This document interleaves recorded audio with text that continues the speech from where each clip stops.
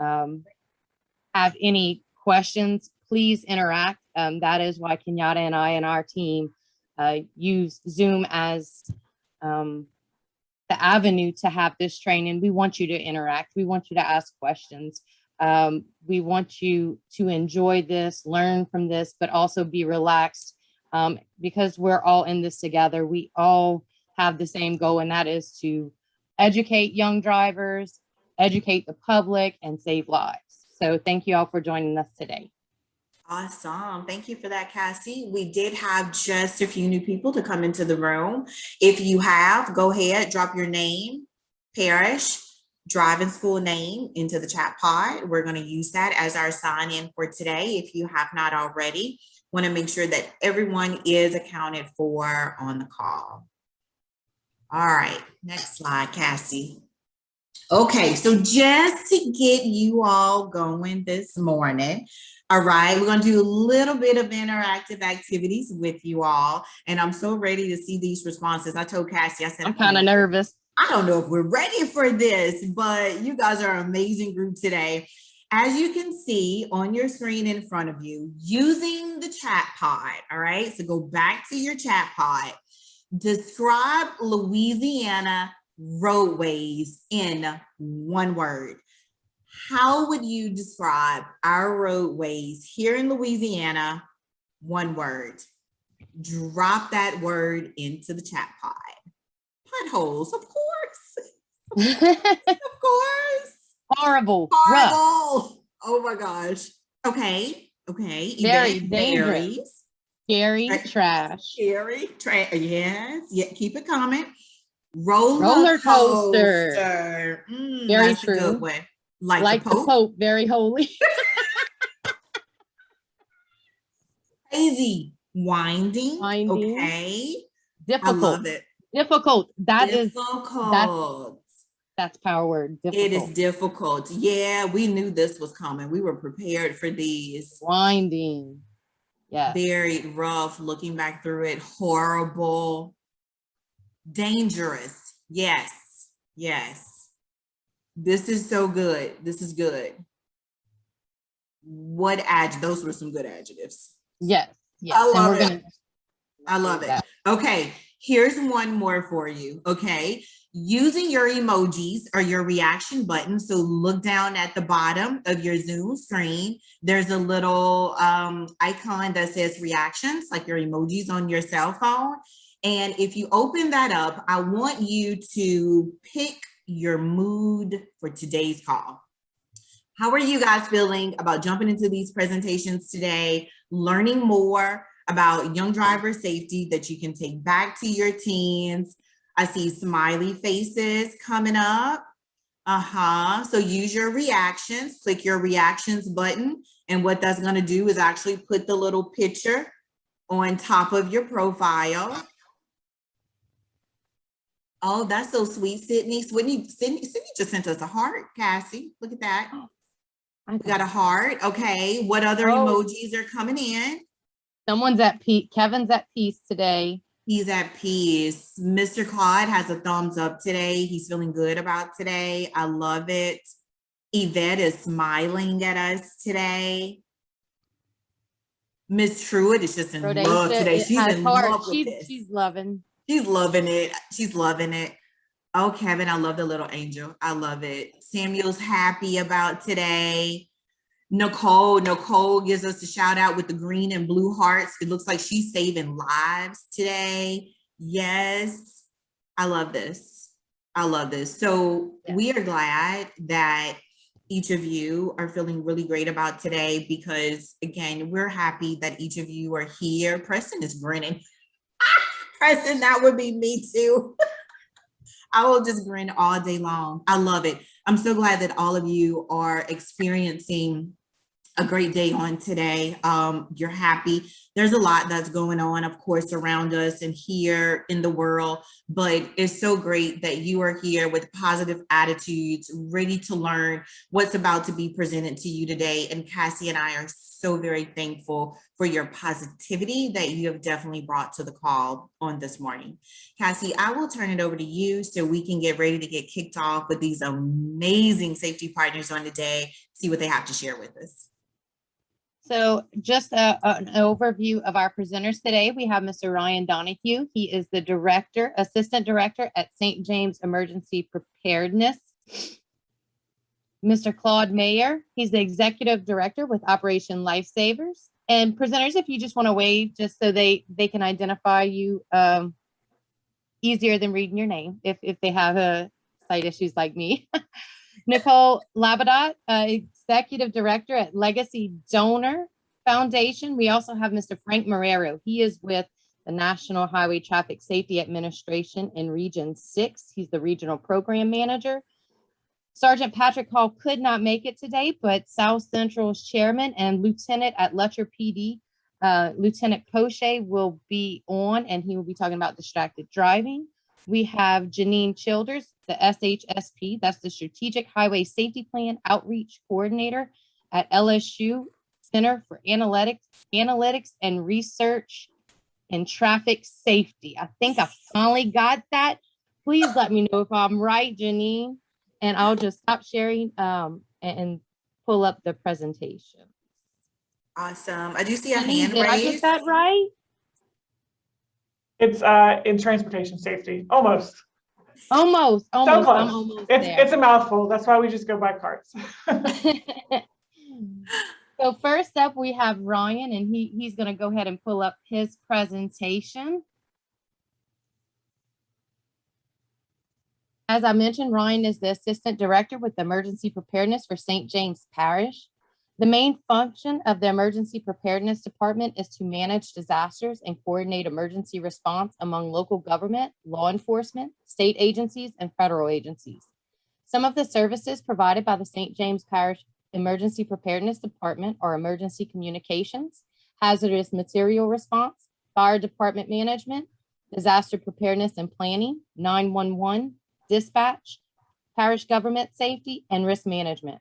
Ryan has years of experience in emergency response and a past supervisor for criminal patrol with the St. James Parish Sheriff's Department, now employed with St. James Parish government for nearly 9 years. And thank you. We know you have been extremely busy with Ida. So Ryan, thank you for being on, and I'll hand over the floor to you now. Yeah, good morning, everyone. Really like to thank Cassie and Kenyatta for facilitating this, and I'd like to thank everybody else for their time. Looking over the presenters and what's going on today, it's very important, a lot of these items. And, you know, they always say you can't teach an old dog new tricks. So I'd like to get y'all to get them young and early on in the driving if we can. Start off by saying I have about 15 minutes of your time. And then from there, I actually have to get off and get another call because of Hurricane Ida. We've been extremely busy. I've been in emergency response most of my life. But also, I'd like to say I have the attention span of a gnat. So I'd like to start off first with first poll question. I was told to give some poll questions. So which of the following would carry the highest risk of inciting road rage in another driver? Signaling very early before a turn, passing another vehicle, driving too slowly in the passing lane, coming to a complete stop at an intersection.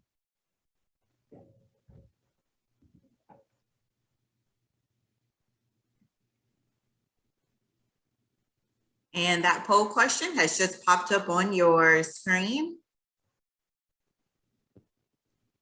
Responses are coming in, Mr. Ryan. So far, people are thinking driving too slowly in the passing lane. That's coming in at about 80% right now.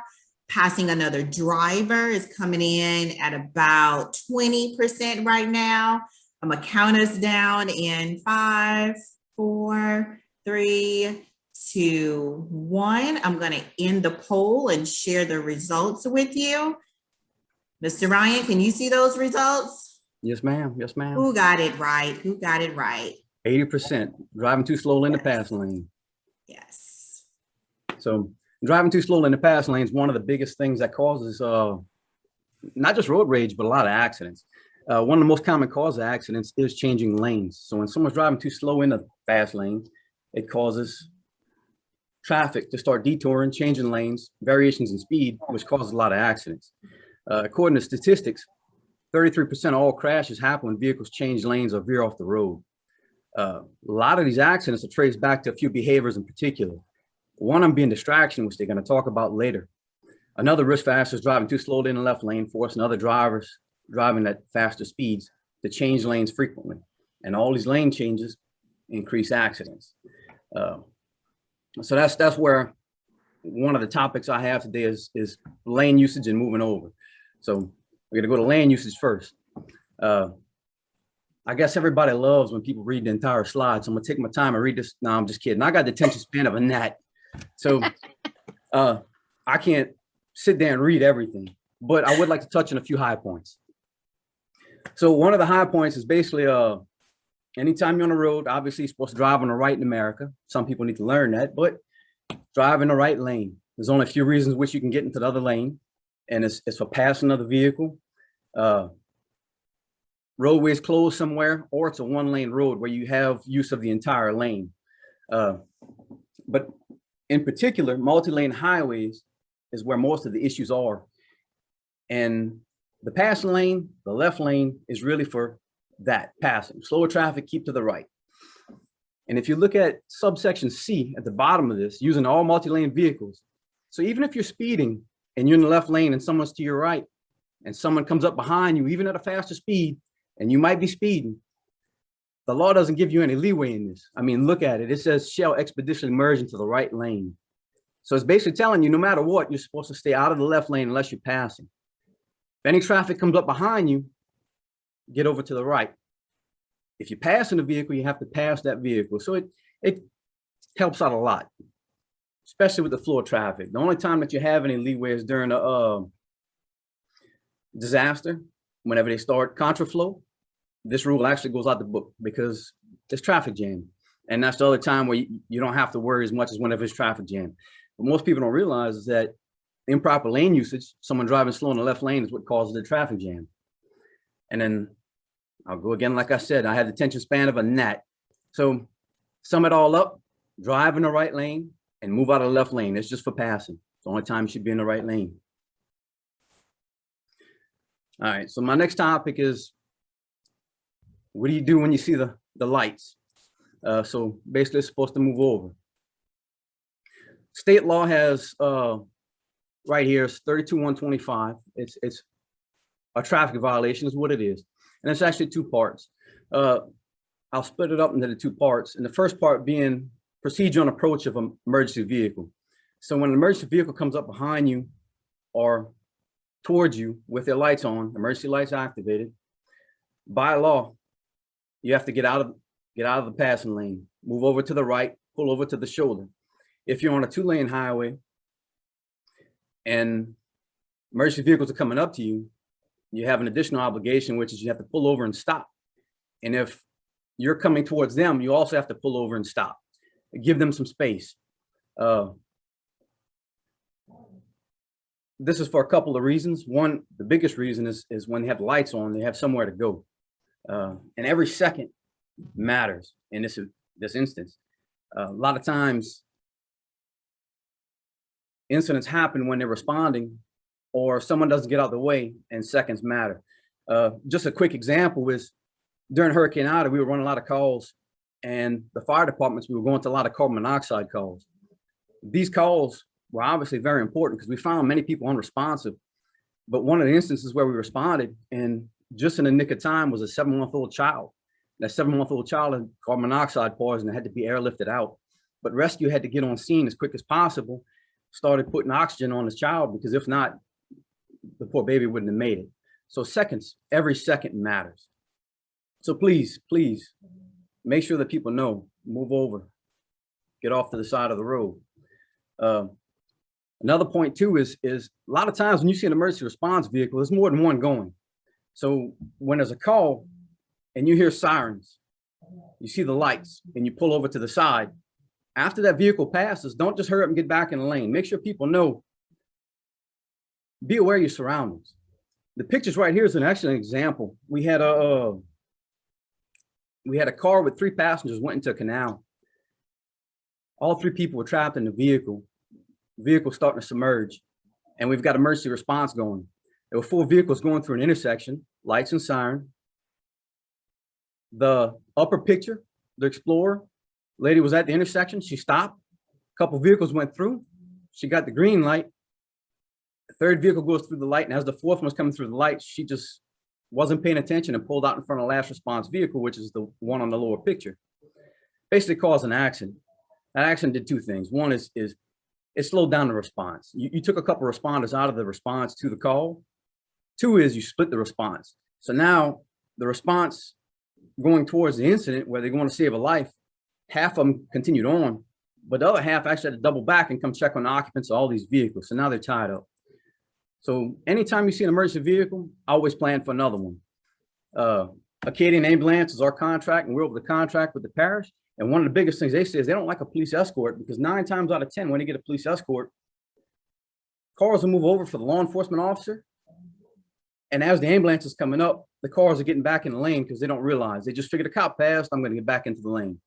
So that's caused a few accidents with EMS response also. So just make sure that you tell people to get over, stay over to the side until it's safe to go. Make sure you're aware of your surroundings at all times. Now, the second half of the law is passing a parked emergency vehicle. And that's a couple of little parts. But whenever you see an emergency vehicle, you should slow down and get over as far as you can into the lane if you can. If you can't get over, you have to slow down. And it's your obligation to slow down and make sure it's safe. You're operating a vehicle, which is basically a guided missile. So you need to make sure that you're being safe on the road and take your time, especially around these scenes, because these guys are dealing with different emergencies, and you never know when something might happen or one of them might get knocked into the road or step out into the road inadvertently. So I always make sure that everyone knows when you see an emergency vehicle on the side of the road with any lights activated, it's a state law. You have to slow down and you have to get over if you're able to get over. So my next poll question is, what are the possible consequences? Is it not a violation of law, a traffic fine under $200, traffic fine over $200, or arrest in prison?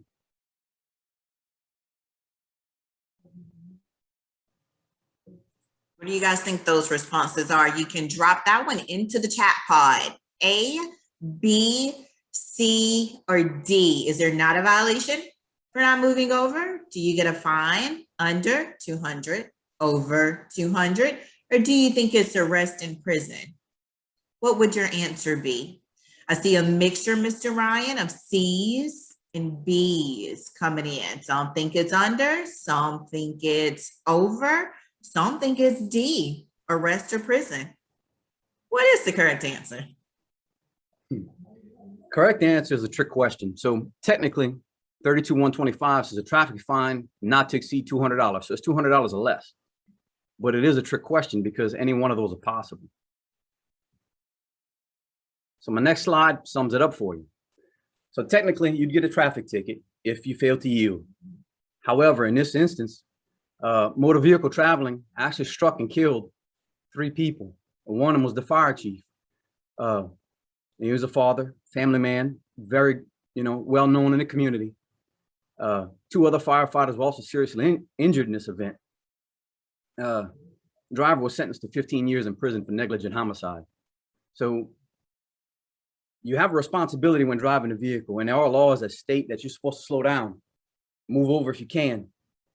Driver did not operate safely, wound up causing an accident, which actually took the lives of several people.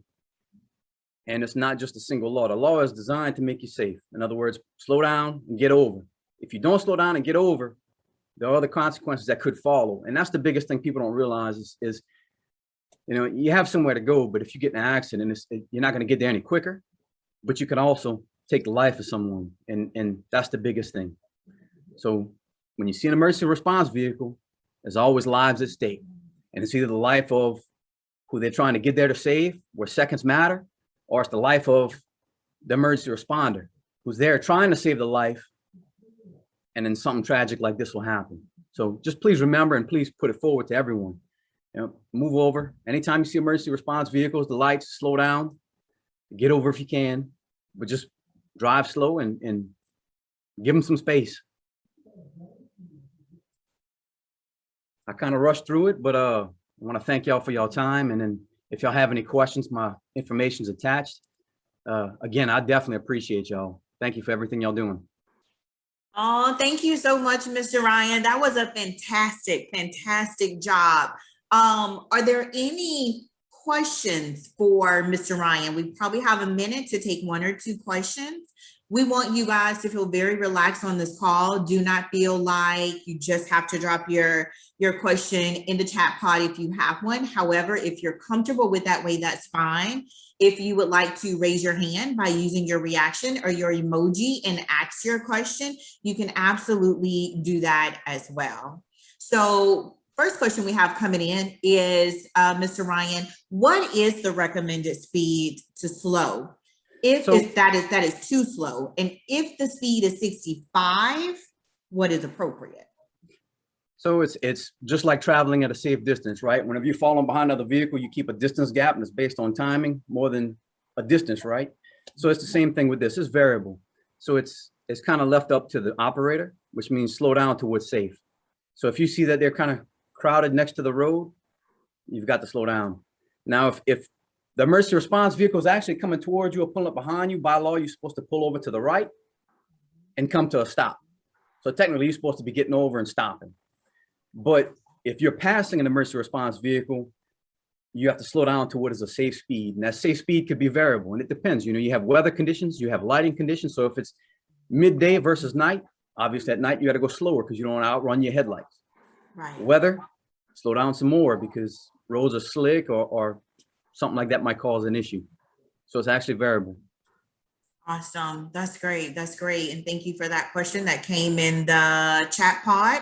Are there any other questions? I'm kind of flipping through you guys here in my list. I don't see any hands raised. Well, I've got a question. Yes, Ms. Janet. I was very interested in the number of emergency vehicles kind of following each other to, an incident. How often does that happen? And has like Acadiana, just stopped doing that? Because I'll be honest, I've never seen that before. I've seen where you've seen like a fire truck go through and a couple of minutes later, police or somebody else comes through. Do they do that by design, or is it just sort of trying to keep the traffic, moving, plus, the fact that they don't want to be all together and somebody pull out in front of them? Yeah, the simple answer to that is situational dependent.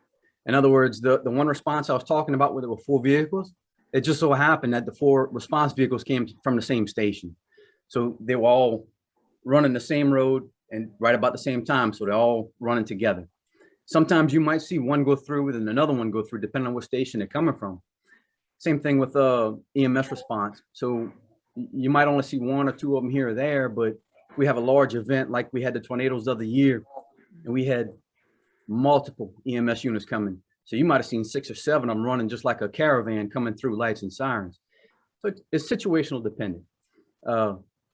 It would be better if they get a little bit closer together and run together. That way you can see them all coming, and it's almost like a single unit. But they also have to give a gap because they are traveling at a higher speed. So they have to give a little bit larger gap between each other. Now, this one instance, it was actually the White Explorer's operational error because they were running together with a small distance between, and they just weren't paying attention and pulled out in front of an emergency response vehicle. Now, none of these laws are designed to alleviate the emergency response vehicle from anything as far as liability. They do have to use due care. They have to slow down. They have to operate. They're allowed to bend a few traffic laws.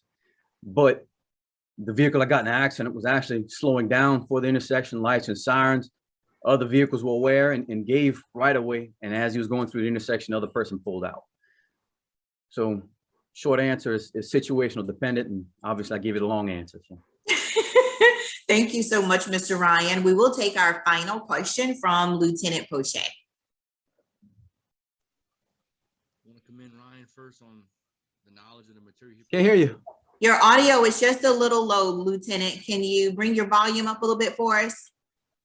I wanted to commend Ryan on the knowledge of the material he presented, but there is one more fact I want to bring to light with this matter of move over. I don't think we can hear you, Lieutenant. How about now? Just a little bit. Sounds like you're in a Maybe distance. raise up the volume on your phone. Yeah, try increasing the volume on the phone itself. Now you're completely muted. Now you're completely muted.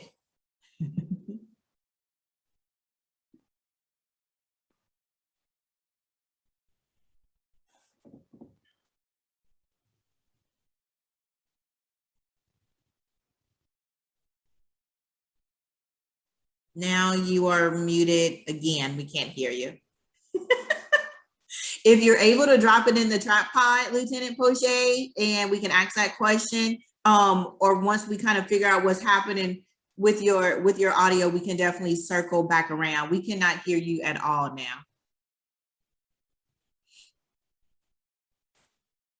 All right, Cassie, while we wait for Lieutenant Poche, I'm going to turn it back over to you for us to continue forward. All right, Dustin, just let us know whenever you get your volume working, or you can send me the text and I'll put it in the chat box. He just dropped it down in there, Cassie, and wanted to remember to move over for vehicles that are broken down on the side of the road. Example, when they are changing their tires. Brings about visual awareness. And when you see people that are on the side of the road, something has happened to their vehicle, he just wants to remind all of us on the call today to remember to even move over for that as well.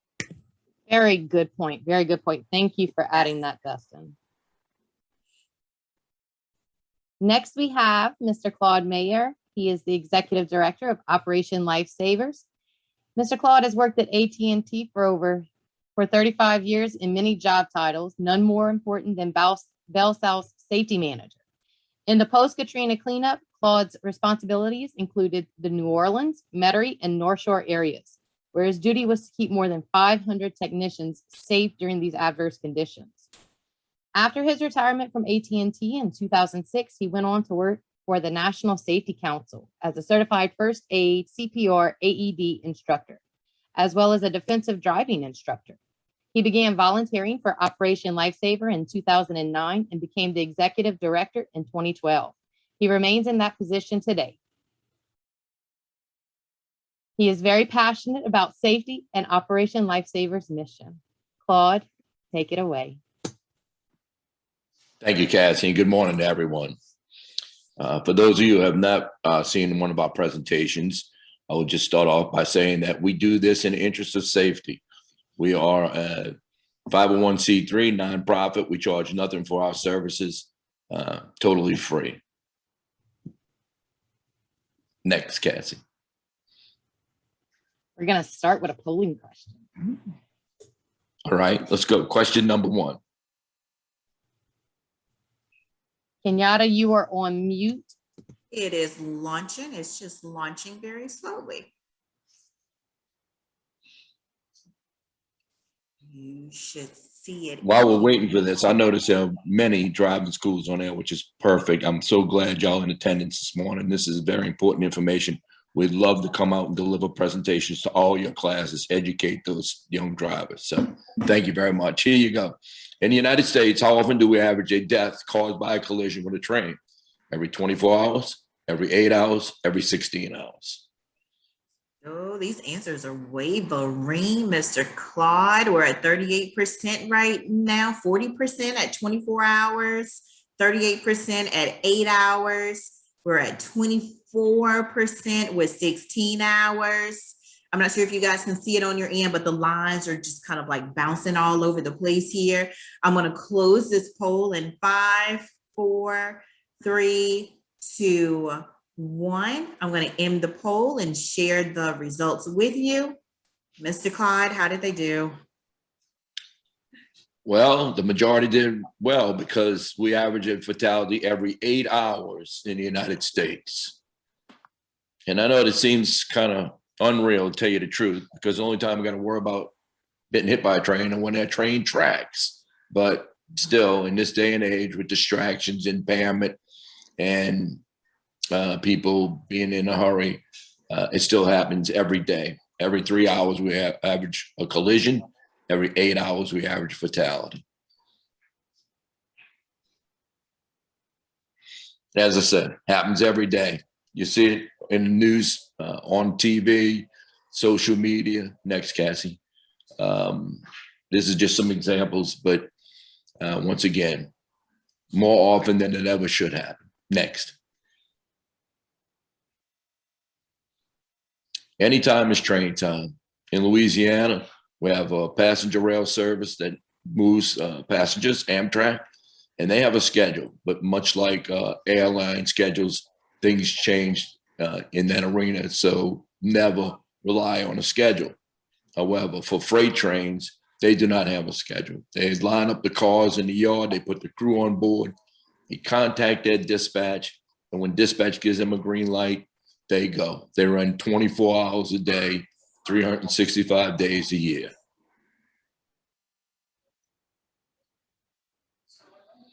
This is from Save Kids Worldwide. Every 5 days, a child 19 years or younger dies as a result of rail-related injuries while trespassing on or near railroad tracks. In the last data we had from in 2018, 66 children were killed and 164 were non-fatally injured. Next.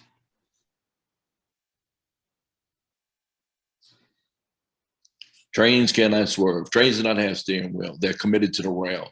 So in this instance, this vehicle sitting on the top of the tracks, there's no way the train can make an evasive maneuver. They can try to stop, but we'll talk about the difficulties there coming up in the next few slides. Not only are they big and heavy, but they overhang the track by at least 3 feet on each side. And then sometimes the load that they're carrying is even wider than their cars, or it'll shift due to chains or the straps coming loose. So we advise everyone to stay at least 15 feet from the rail.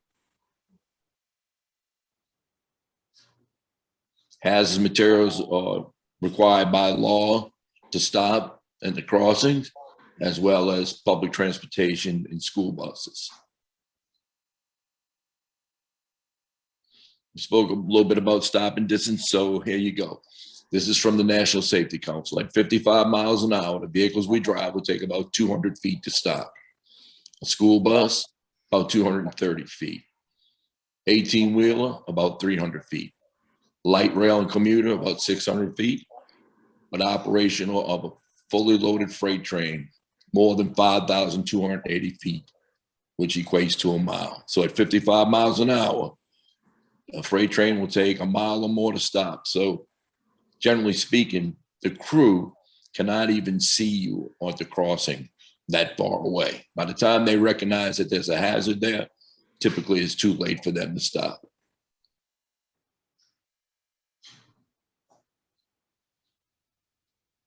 Now, freight trains are getting heavier and heavier. Most of the vehicles we drive today weigh between 3,000 and 4,000 pounds. The freight trains that are on rail today weigh between 12 and 16 million pounds. That's a 4,000 to 1 weight ratio.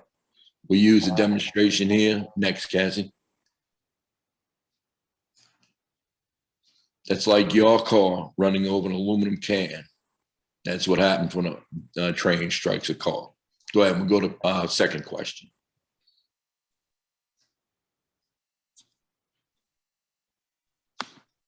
Second question is launching. I'm not sure if you guys can see it just yet, but it is, what should you do if there is a problem at a railroad crossing?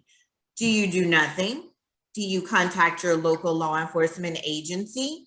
Or do you do C? You find the blue emergency notification sign, call the toll-free number, and give the DOTD crossing number. Okay, beyond a shadow of a doubt, Mr. Claude, they know what to do if there's a problem at a railroad crossing. I'm going to end the poll, share the results. Perfect. Yes, 100%. Now, in your driving classes, we ask the same question. And oftentimes you will hear, call police department, or a lot of the young drivers will say, push your car off the tracks. You never want to do that. That is totally dangerous. People get killed that way. So best thing to do is you find a blue and white sign, call a toll-free number, give them the DOT crossing ID. And that way, once you've reported it, that's railroad dispatch. They've got communication with all the trains that may be on that line, and they can radio them, and hopefully it's in time and we can prevent a collision. Thank you. So it is. What do you do if you stall on the tracks? The first thing you do is get out your vehicle. Get all your passengers out your vehicle. If there's nothing coming, and you can clearly see there's nothing coming, then you find the blue and white sign. However, if a train is approaching, then we want you to run on a 45-degree angle in the direction that the train is coming from. And I know that sounds kind of counterintuitive, running towards the danger, but it's really you running away from the danger, because the danger is on the other side of the vehicle. Once it's struck by the train, that side becomes the debris field. Car may be knocked off the track altogether, or it may explode, and all that metal and glass and shards will be flying down the track going in this direction. Spoke about the ENS, here it is. As I say, it's a toll-free number, and the crossing is 6 numeric and 1 alpha. And that's the best way to prevent a collision, or if there's anything wrong, any kind of problem out there, not just a vehicle being stuck, but anything that you think is irregular or out of place, then find that number and give it a call. And hopefully, once again, we can prevent anything from happening at a crossing. Okay, so red lights mean stop. Just as if we're driving in our vehicle and we come to an intersection, we have a red light, we're required by law to stop. Same thing applies to the railroad tracks. So the lights are flashing, you hear the bells, that means that we are required to stop. The crossbuck, which is the white sign that says railroad crossing, that is a regulatory sign, and that means we need to yield the right of way to the train. They have the right of way in every crossing because they're bigger, heavier, take longer to stop. And then also, if the sign on there says 3 tracks, that means that there are 3 sets of tracks in this case. So when there are more tracks, the dangers go up exponentially. And I believe my next slide will show the hazards here. You see a train going in one direction, then a train going in the opposite direction on the other set of tracks. So if you're impatient and that first train passes and you go around the lower gates, or if there are no gates, you just decide to go, you're risking your life, because you never know. There could be a train on the other side of tracks.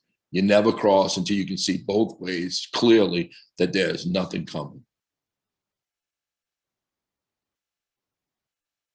There are 3 don'ts on railroad crossings. Don't pass. There's a double yellow line for 100 feet. Don't shift gears if you're driving a manual transmission, and don't stop on the tracks. Here on our slide, it says it's illegal, but it's also dangerous because people, once again, get killed when they do this. And the problem we have is traffic's flowing through, they stop and go at a controlled intersection. People just go on, they stop when the vehicle in front of them stop, they go when the vehicle in front of them goes, and oftentimes they find themselves stopped on railroad tracks. As I say, it's very dangerous. And I spoke about the 15-foot mark before. If you got to go across tracks, try to have at least 15 feet behind your vehicle as well. Once again, want you to stay safe and keep your vehicle safe. Distractions. We know texting is a huge distraction, and believe that statistics show now, the data shows now that distracted driving causes many collisions as impaired driving. So it's becoming, once again, a huge distraction.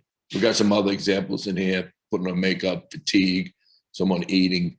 We would just ask you to eliminate all your distractions as you're approaching a railroad crossing, because you're 20 times more likely to die in a collision with a train than you are with another motor vehicle. Trespassing. Railroad property is private property. Railroads own from the center line of the track to 25 feet on either side. So 50-foot path along railroad tracks, and it's private property. Once again, you know, we say it's illegal, but it's certainly dangerous. People get killed. We have issues with younger people in particular using railroad tracks as a shortcut, and oftentimes they have earbuds in their ears, and they can't always see. So that's the issue. Also, senior pictures or wedding pictures being taken on railroad tracks. I don't know why how that started, because you don't see anybody taking pictures on an airport, on a runway at the airport, right? Which the danger is just about the same. I hate to say it, but they are. So, you know, please talk to your young drivers and ask them to stay off the tracks. They don't belong there. It's very dangerous. This is from Save Kids Worldwide. Once again, found obvious transgressions like climbing on empty cars and painting murals or graffiti near railroad tracks are frequently identified as trespassing. However, 7 in 10 parents do not recognize walking on, near, or along railroad tracks, the most common form of trespassing, as trespassing. So parents need to be educated on this as well so that they can share that with their children. Just as this study shows, 7 out of 10 didn't even realize that that's trespassing. We good. If your job requires you to work near railroad tracks, dig or do survey work or whatever, please find a blue sign, call and tell them you're going to be in that area. That way they'll be expecting you to be out there and hopefully you can stay safe. Polling question number 3. Mr. Claude, before the polling question, I don't want to miss Mr. Preston's message to everyone. He says more than half of the railroad crossings he sees does not have that blue sign.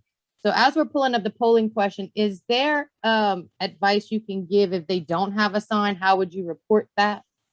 Yes. First, I would advise Mr. Preston to start looking when he goes to the crossing. It's typically posted on the mast underneath the crossbuck. So if it's equipped with lights and gates, it could be around the lights, maybe between the lights and the crossbuck. I've had many people tell me I've gone over this crossing and that sign is not there. And when I ask them to look for it and call me, guess what? When they call me back, it is there. So I want to say, look first, make sure it's in there. Get used to seeing it. That's the key. When you know where it is, then you can get used to seeing it. Yes, typically it's in that sign. You can see where it's right underneath the lights or right underneath the crossbuck sign. Now, in the event that there is a crossing that does not have the blue sign on it, feel free to contact me and I will go to the railroad and let them know that there needs to be a sign. You got to be specific with the location though, you know, like it's on this street and or this cross street. Be very specific. That's the only way we can get to have that problem corrected. Thank you. Great question though. Amazing question. Thank you for that. And your last polling question is on the screen. What should you not do at a railroad crossing? Don't pass, don't shift, do not stop on the tracks, or all of the above. I'm going to close out this poll. I know it started just a little bit before time, but Mr. Claude, here is the results. My computer just decides it wants to take its own time right now, but whenever it does come up to show you the results, it'll show 92%. It is a Monday after all.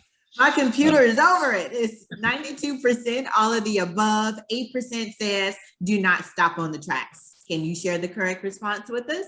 Yes, all of the above, all 3. That's you don't want to pass, shift, or stop on the tracks. All 3 of those are dangerous and can cause issues. Yes, correct.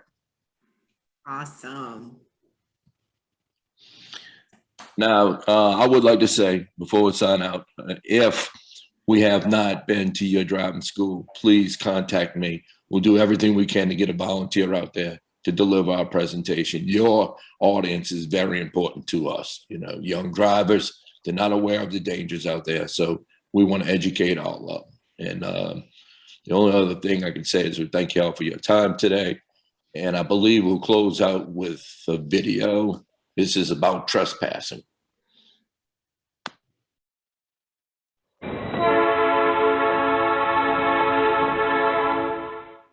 911, what's your emergency? Columbus, Ohio. Columbus, Ohio. No, what?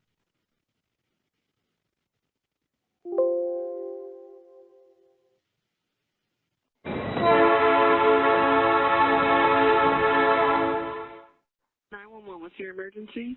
Columbus, Ohio. Columbus, Ohio. No, what's your emergency? What's going on? I got hit by a train. Okay, where are you at? I am on the tracks. Were you in your car?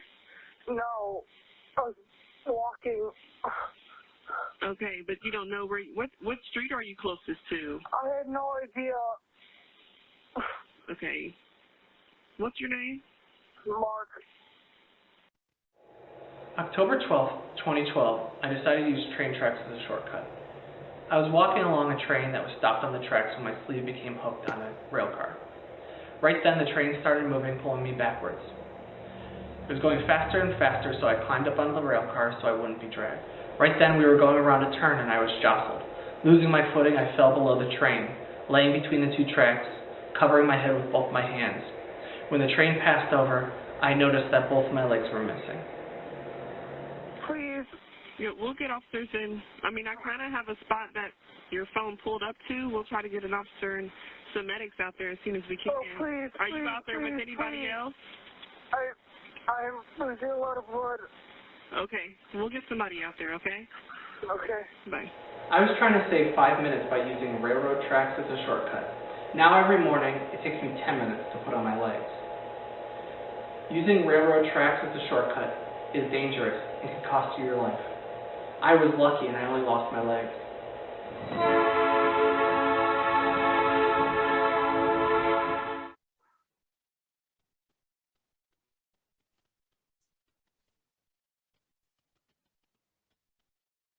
All right, do we have any final questions? That was an amazing presentation. Thank you so much, Mr. Claude. Do we have any questions from Mr. Claude at this time? Looks like Mr. Claude in the chat pod, everybody's saying just thank you so much for the presentation. Ms. Janet says if any of the driving schools is missing Mr. Claude's contact information, you can also get in contact with Cassie and I, and we will definitely get Mr. Claude the information for you to come out to your driving school.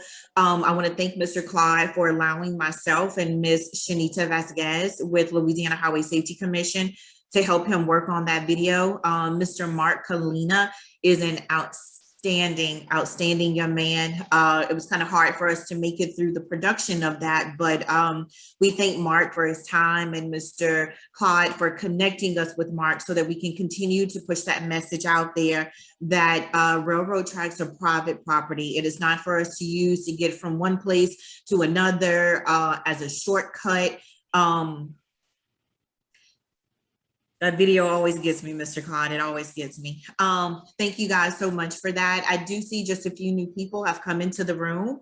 If you have not already put your name, your driving school name, and your parish into the chat pod, please do so. Also, for those of you that have gathered together, many of you may be watching it together at your driving school and just kind of registered or watching it under one particular person's profile. If it's more than one person in the room with you and register for the course, please make sure you individually place your name and information in the chat pod as well. That information will be our guide when we're sharing it with Office of Motor Vehicles to let them know who was in attendance on the call today. So if you have not done so, please drop that in the chat pod. Thank you guys so much. Cassie? Next, we have Mr. Frank Marrero with he's a regional program manager with the National Highway Traffic Safety Administration. Mr. Marrero is a native of New Jersey. He received his bachelor's of business administration and business management from Southwestern Adventist University in Keene, Texas.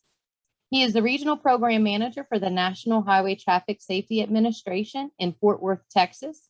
He joined NHTSA in November of 2001. Currently, his primary duties include the coordination of NHTSA's programs dealing with training, occupant protection, child passenger safety, pupil transportation, and Hispanic outreach for the region. In addition, he is also responsible for the coordination of Louisiana's highway safety program. NHTSA Region 6 includes the states of Louisiana, Mississippi, New Mexico, Oklahoma, Texas, and the Indian Nations. Thank you, Mr. Frank, and I'll hand the floor over to you. Thank you, Casey. Every time I see that video that Mr. Claude played, it still brings chills in my back, no matter how many times I've seen it. Good morning. Thanks for having me this morning here to speak about automated vehicles for the government agency who's currently working with auto manufacturers and technology manufacturers on regulation and guidance to ensure automatic vehicles can exist and operate on our roadway safely. Automation, as many of us we're still on the same video slide, Casey? Okay, sorry. That's your first one.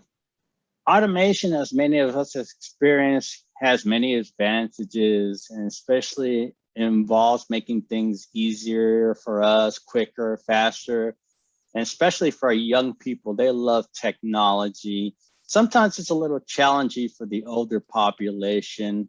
I mean, we have to transition into learning how to do a lot of things. Your young drivers and experienced drivers can benefit most when it comes to advanced technology in vehicles, but it can also be beneficial for the rest of the driving population who are constantly multitasking and hurrying from point A to point B. So it's important to understand in the current stages of automation are specifically driver support, unlike most advanced automated driving features, will require very little or no driver intervention. That's something that we're pretty much touching that area, but we have a long way to go when it comes to developing regulations on how these features that completely operate on themselves without the human factor in it. Go to slide 2.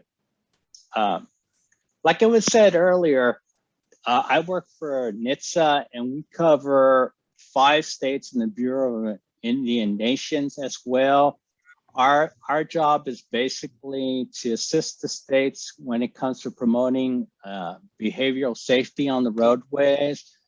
We provide the states and the Indian Nations funds when it comes for enforcement, education, training.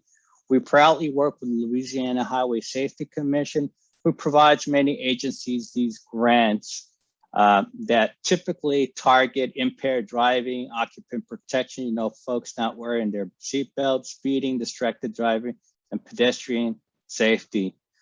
In addition to this, NHTSA covers research, developing safety vehicle standards, testing vehicle car seat testing, dealing with recalls. We're all familiar with the Takata recalls, researching, piloting what behavioral programs are most effective for states. Go to the next slide, Casey. Another thing about NHTSA, we're broken up into 9 regions. As you can see in this map, something that has been happening the last several years is we've been having a decline in fatalities. As you can see in this map, all the regions have had that except for region 4, which is located in Atlanta. And the numbers in 2019 to 2020 were quite different because of COVID and the lockdown. We have, unfortunately, you would think during COVID, we see a decrease in fatalities, but unfortunately in 2020 it was completely different. And Louisiana mirrors that of the nation as well. Can we go to slide number 4? Here are Louisiana's problem areas, as you can see in this slide. And Louisiana is typical of many of the states in our country. It typically reflects the same problem area of roadways. Despite having less people on the roads, we have riskier drivers on roadways right now. That's one thing Dr. Schneider from LSU gave a great presentation not too long ago, where he talked about riskier drivers being on the roadway during COVID.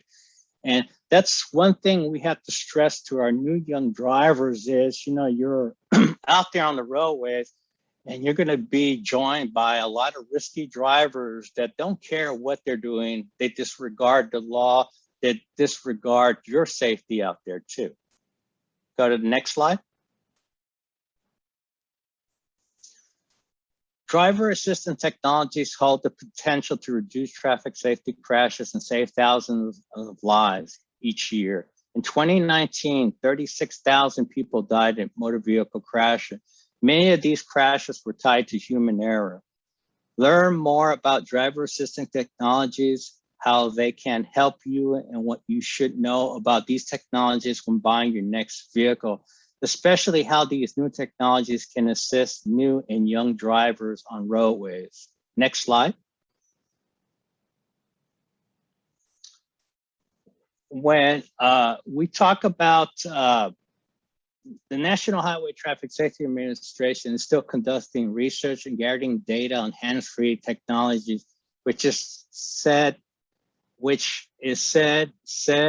are not sufficiently mature to require former federal standards. So we're working on the federal standards when it comes to these technologies. So we're a little behind the curve when it comes to this, but our agency is working diligently to see how we could tackle this new area when it comes to traffic safety and roadways for automobiles. Next slide. I think, go back one slide. I'm sorry, I jumped one slide.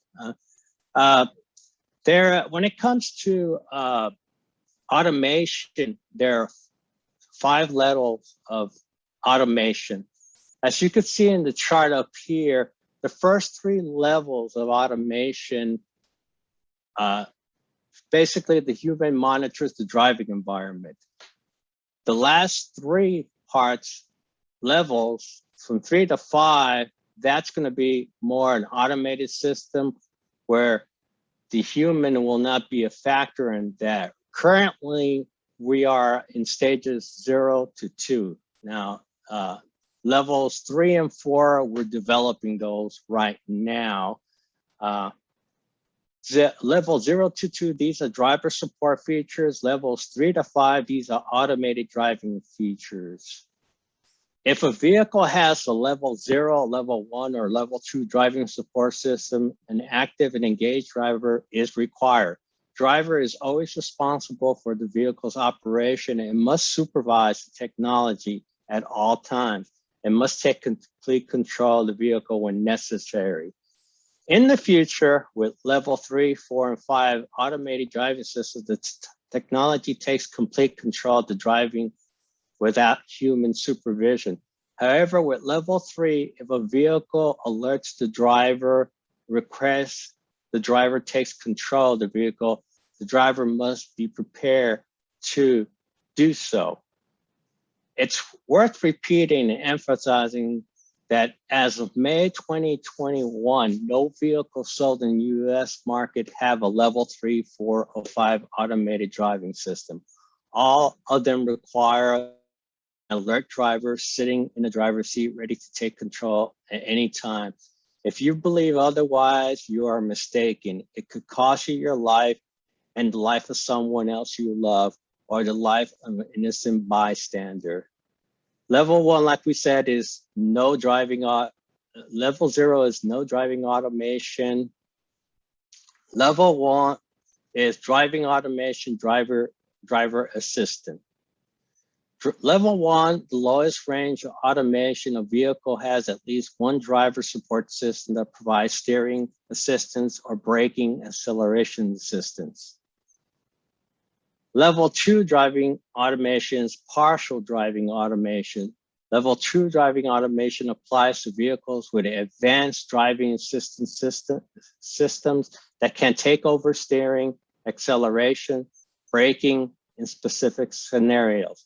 But even though level 2 driver support can control these primary driving tasks, the driver must remain alert and is required to actively supervise technology at all times. An example of level 2 driving automation is highway driving assistance installed in the Genesis, Hyundai, and Kia vehicle. Requires the driver to have their hands on the steering wheel, but actively steers and accelerates and brakes the vehicle when traveling on highways. Next slide. These are some definitions that I'm not really going to go over. You can see it talks about the active safety systems, that the technology. This is just languages that are a little technical, and we'll go to the next slide.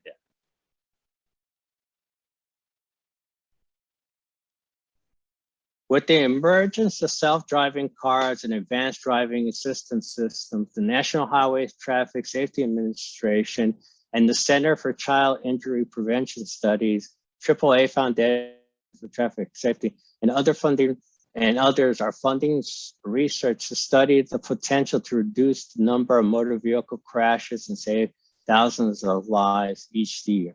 Research currently being conducted at CHOP and other organizations is looking into the human factors at play when teens use self-driving cars.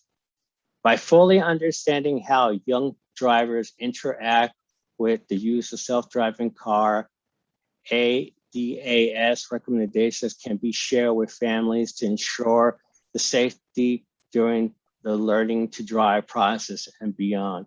Crash avoidance features and teen-specific vehicle technologies have the potential to prevent and mitigate up to 3/4 of fatal crashes involving teens, and the new Insurance Institute of Highway Safety study shows. Let's go to the next slide. There's a little delay. Okay, we're going to show, this is just a video here that shows our NHTSA website, shares with you some of the technologies that you could find on our NHTSA website that you could share with your classes and when you're young drivers of what's available right now and how it works. It's going to talk a little bit about the blind spots for the National Highway Traffic Safety Administration. I'm sorry, Frank. Okay. Also known as NHTSA, doesn't want you to get into a car crash. As it turns out, I too do not want you to get into a car crash. That's why I've teamed up with NHTSA to inform you about safety-related driver assistance technologies that you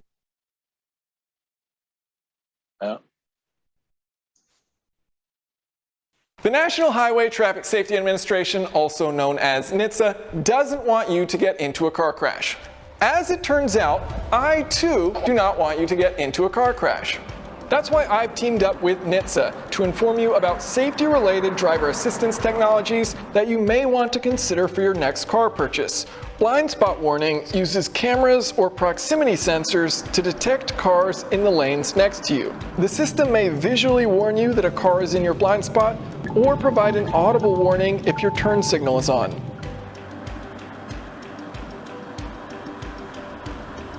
Forward collision warning and automatic emergency braking both use sensors like cameras or radar to detect if your car starts to get too close to the vehicle ahead. With some quick math, a computer can determine the likelihood of a collision based on your vehicle's speed, the speed of the vehicle in front of you, and the distance between the two cars. If you start getting too close, forward collision warning will alert you. If the math says you're going to collide with the other vehicle, automatic emergency braking will automatically apply your vehicle's brakes. More advanced versions of these systems can even detect pedestrians. If someone is walking in the path of your car, pedestrian automatic emergency braking will evaluate the potential of a collision. If an impact is likely and the driver hasn't taken any action, the brakes will automatically be applied. If you're in the market for a new car, consider checking to see what driver assistance technologies are available, and check out NHTSA.gov to learn more about new car safety technologies.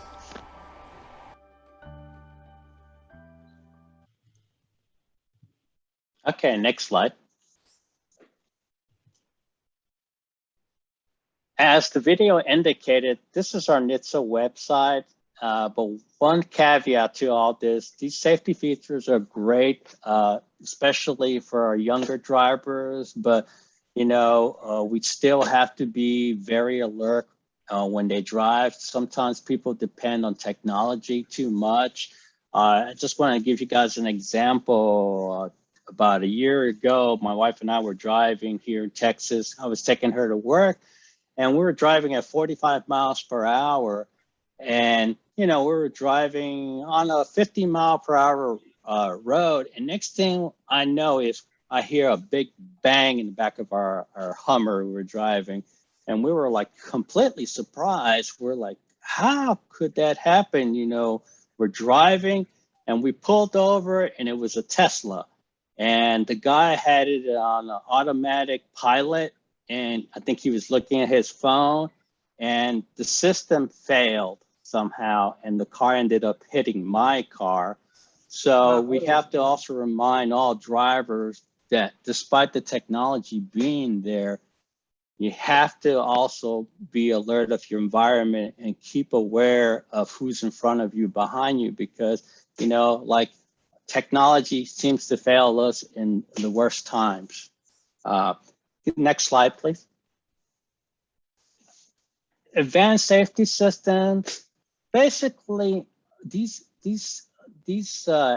systems are basically in play to help prevent, reduce the severity of crashes, mitigate injury, and medical attention.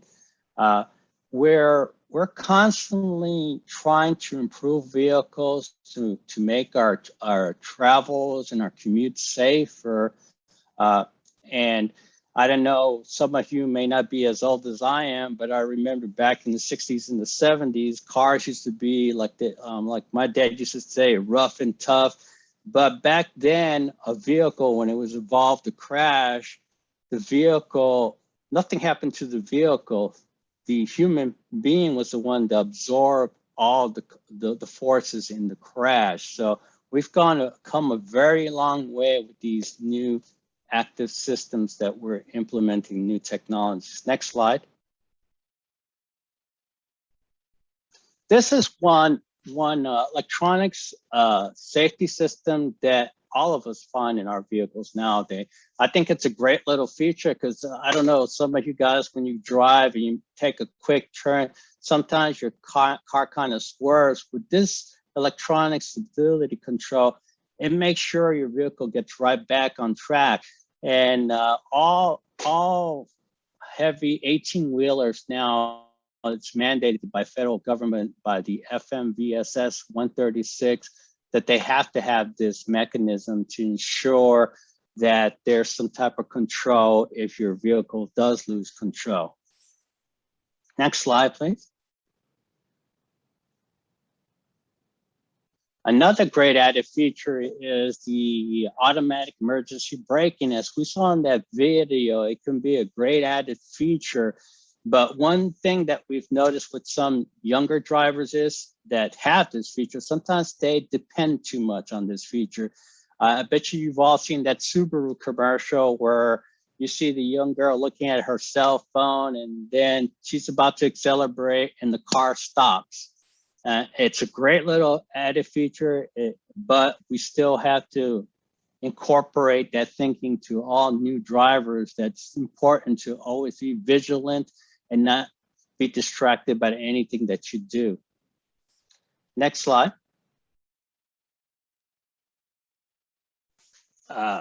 Automatic emergency brake is an active safety system that activates a car's brake when a potential collision is detected.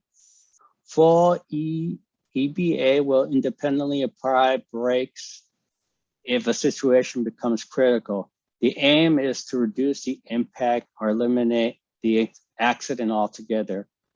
How will automatic braking make driving safer for everyone, especially young drivers?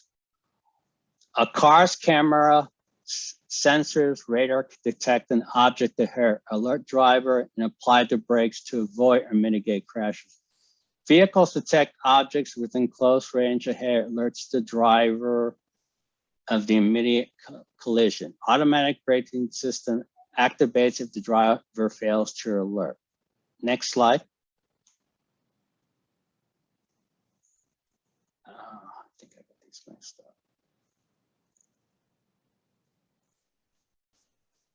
Let's go to the next slide, please. Oh, well, no, let's go back to the slide. I'm sorry. Adaptive cruise control is one, let's see. I'm sorry, I got mixed up with my notes here.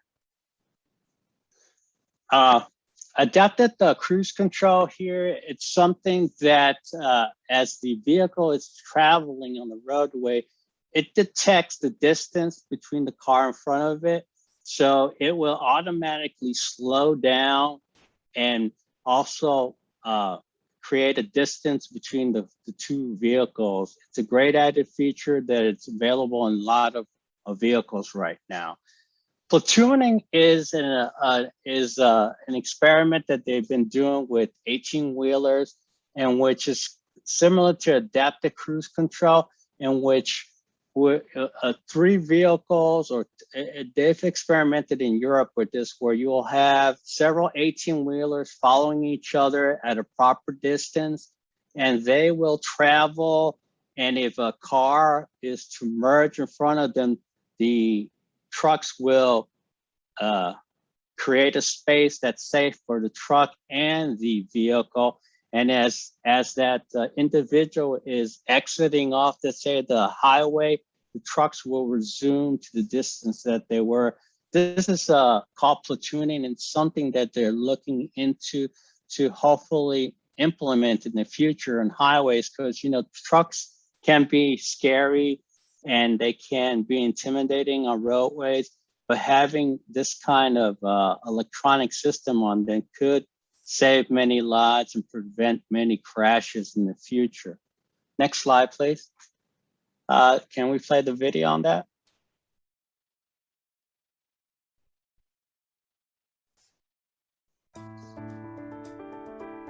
Highway Driving Assist.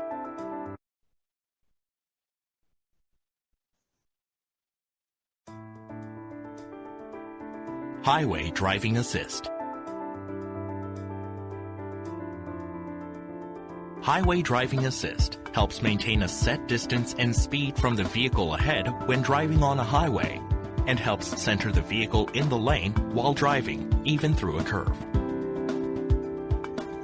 When driving on a highway, the system can be switched on and off by pressing the Driving Assist button on the steering wheel. To set the desired set speed, operate the plus/minus switch up or down. To change the set distance from the vehicle ahead, press the Vehicle Distance button. While using SCC, the system can enter a standby state by applying the brake pedal or pressing the pause/resume switch. Pressing the pause/resume switch again reactivates the system at the previous set speed. When the system is in the standby state, operate the plus/minus switch up or down to set the current speed. The vehicle stops automatically and starts automatically if the vehicle in front starts in a short time. If a period of time has elapsed, start again by pressing the accelerator pedal or operating the plus/minus switch.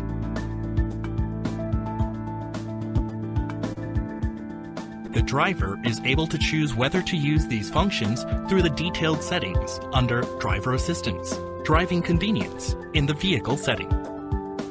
If the steering wheel is not held, a warning is issued for safety. If the steering wheel continues to not be held, the system deactivates. The driver should always hold the steering wheel and look forward.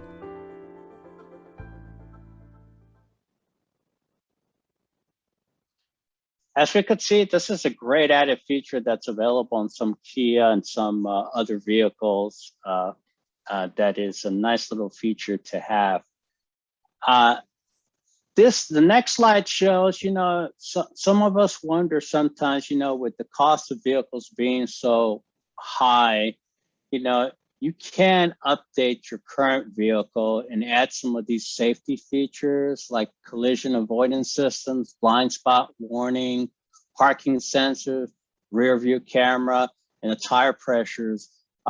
There's locations like Car Toys, Best Buy. They have all these features that you can incorporate into your vehicle if you want to add some safety features for your new driver, your young driver. Some of them are costly.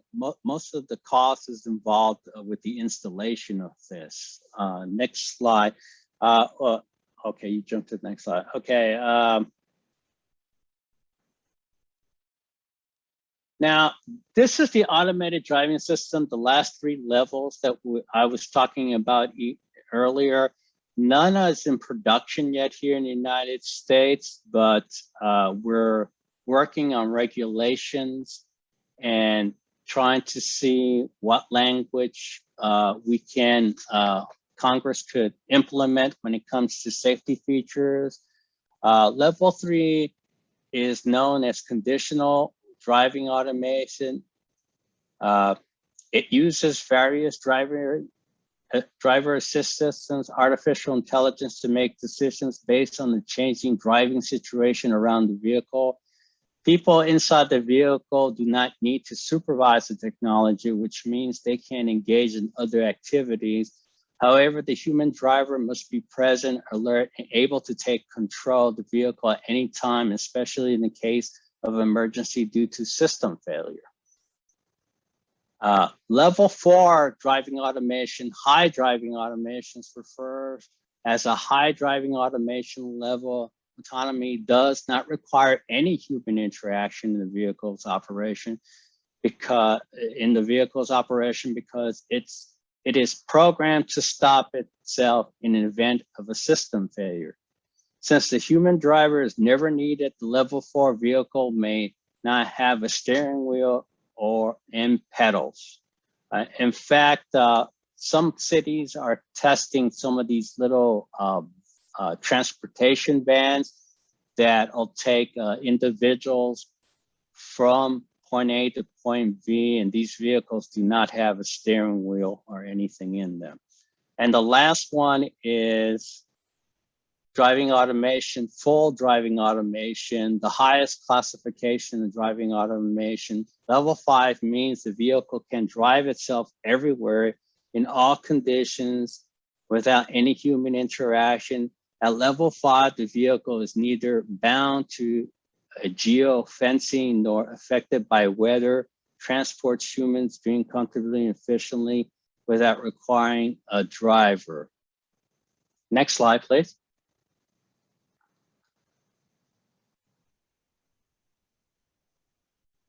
Now, autonomous versus automated. What's the difference? The Society of Automotive Engineers uses the term automated instead of autonomous. One reason is the word autonomy has implications beyond the electronic mechanical. A fully autonomous car would be a self-aware, capable of making its own choices. Example, think about the Transformer movies, you know, where those vehicles, they think and they do themselves.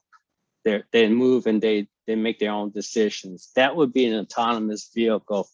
For example, you say, drive me to work, but the car decides to take you to the beach and say, a fully automated car, however, will follow orders, then drive itself.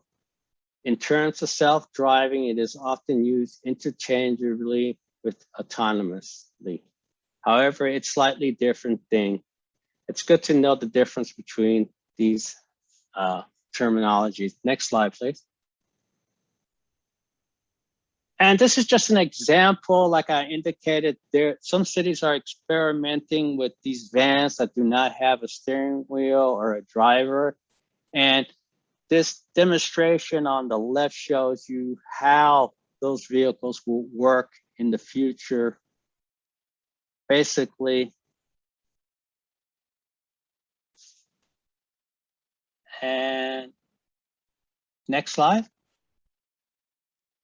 And that's it. I thought we were going to have some questions, ladies. That's okay. We will pull up those poll questions right now to wrap up the presentation. Fantastic job, Mr. Frank.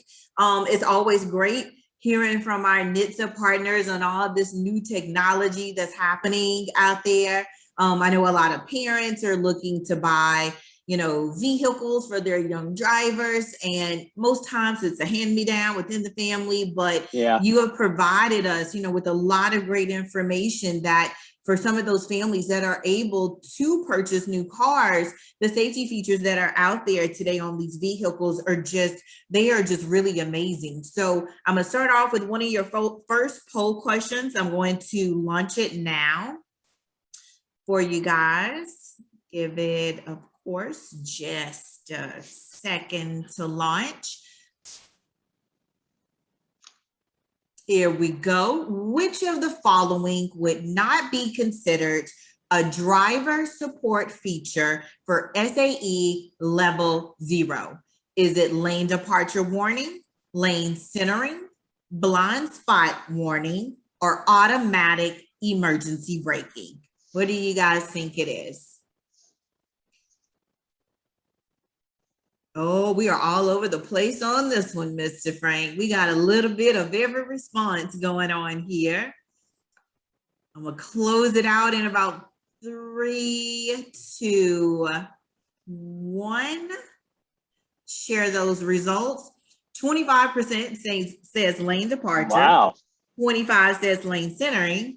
19% at blind spot, and 31% at automatic emergency braking. Which is the correct answer, Mr. Frank? Wow, it's amazing. That's pretty even all the way down. It's actually B, lane centering. Yes. Wow, wow, that was a good one. Okay, let me bring up your next one.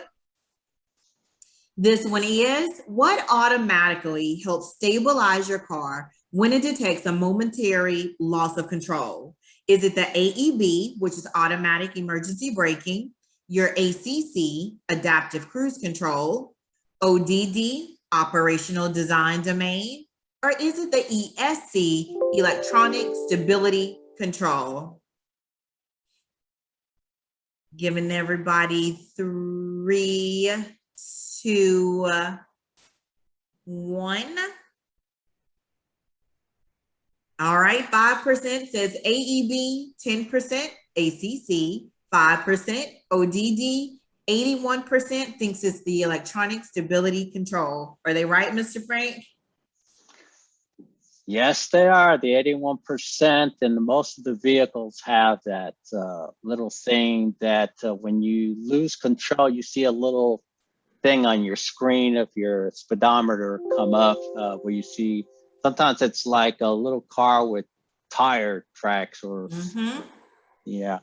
But the important thing about the technology that we're moving ahead is that sometimes people get a little too comfortable with the safety features that automobiles have, but we still have to be quite aware of our environment. I know somebody's going to talk about distracted driving, and I think that's one of the biggest problems people have. Like I said, the incidents where we got hit by somebody in a Tesla was the fact that they were totally relying on that autopilot and it failed on them. And it could have been worse if it would have been a pedestrian crossing. But thank you for the opportunity to speak to you all on this.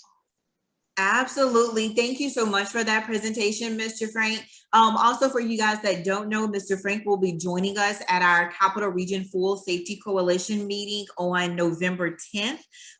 He and another partner will be speaking on the new countermeasures that work document. You know, we base all of our work and our data off of that document. He will be sharing some information with us in the region on November 10th. If you guys want to join us for that call, you would definitely be able to hear more from Mr. Frank at that time.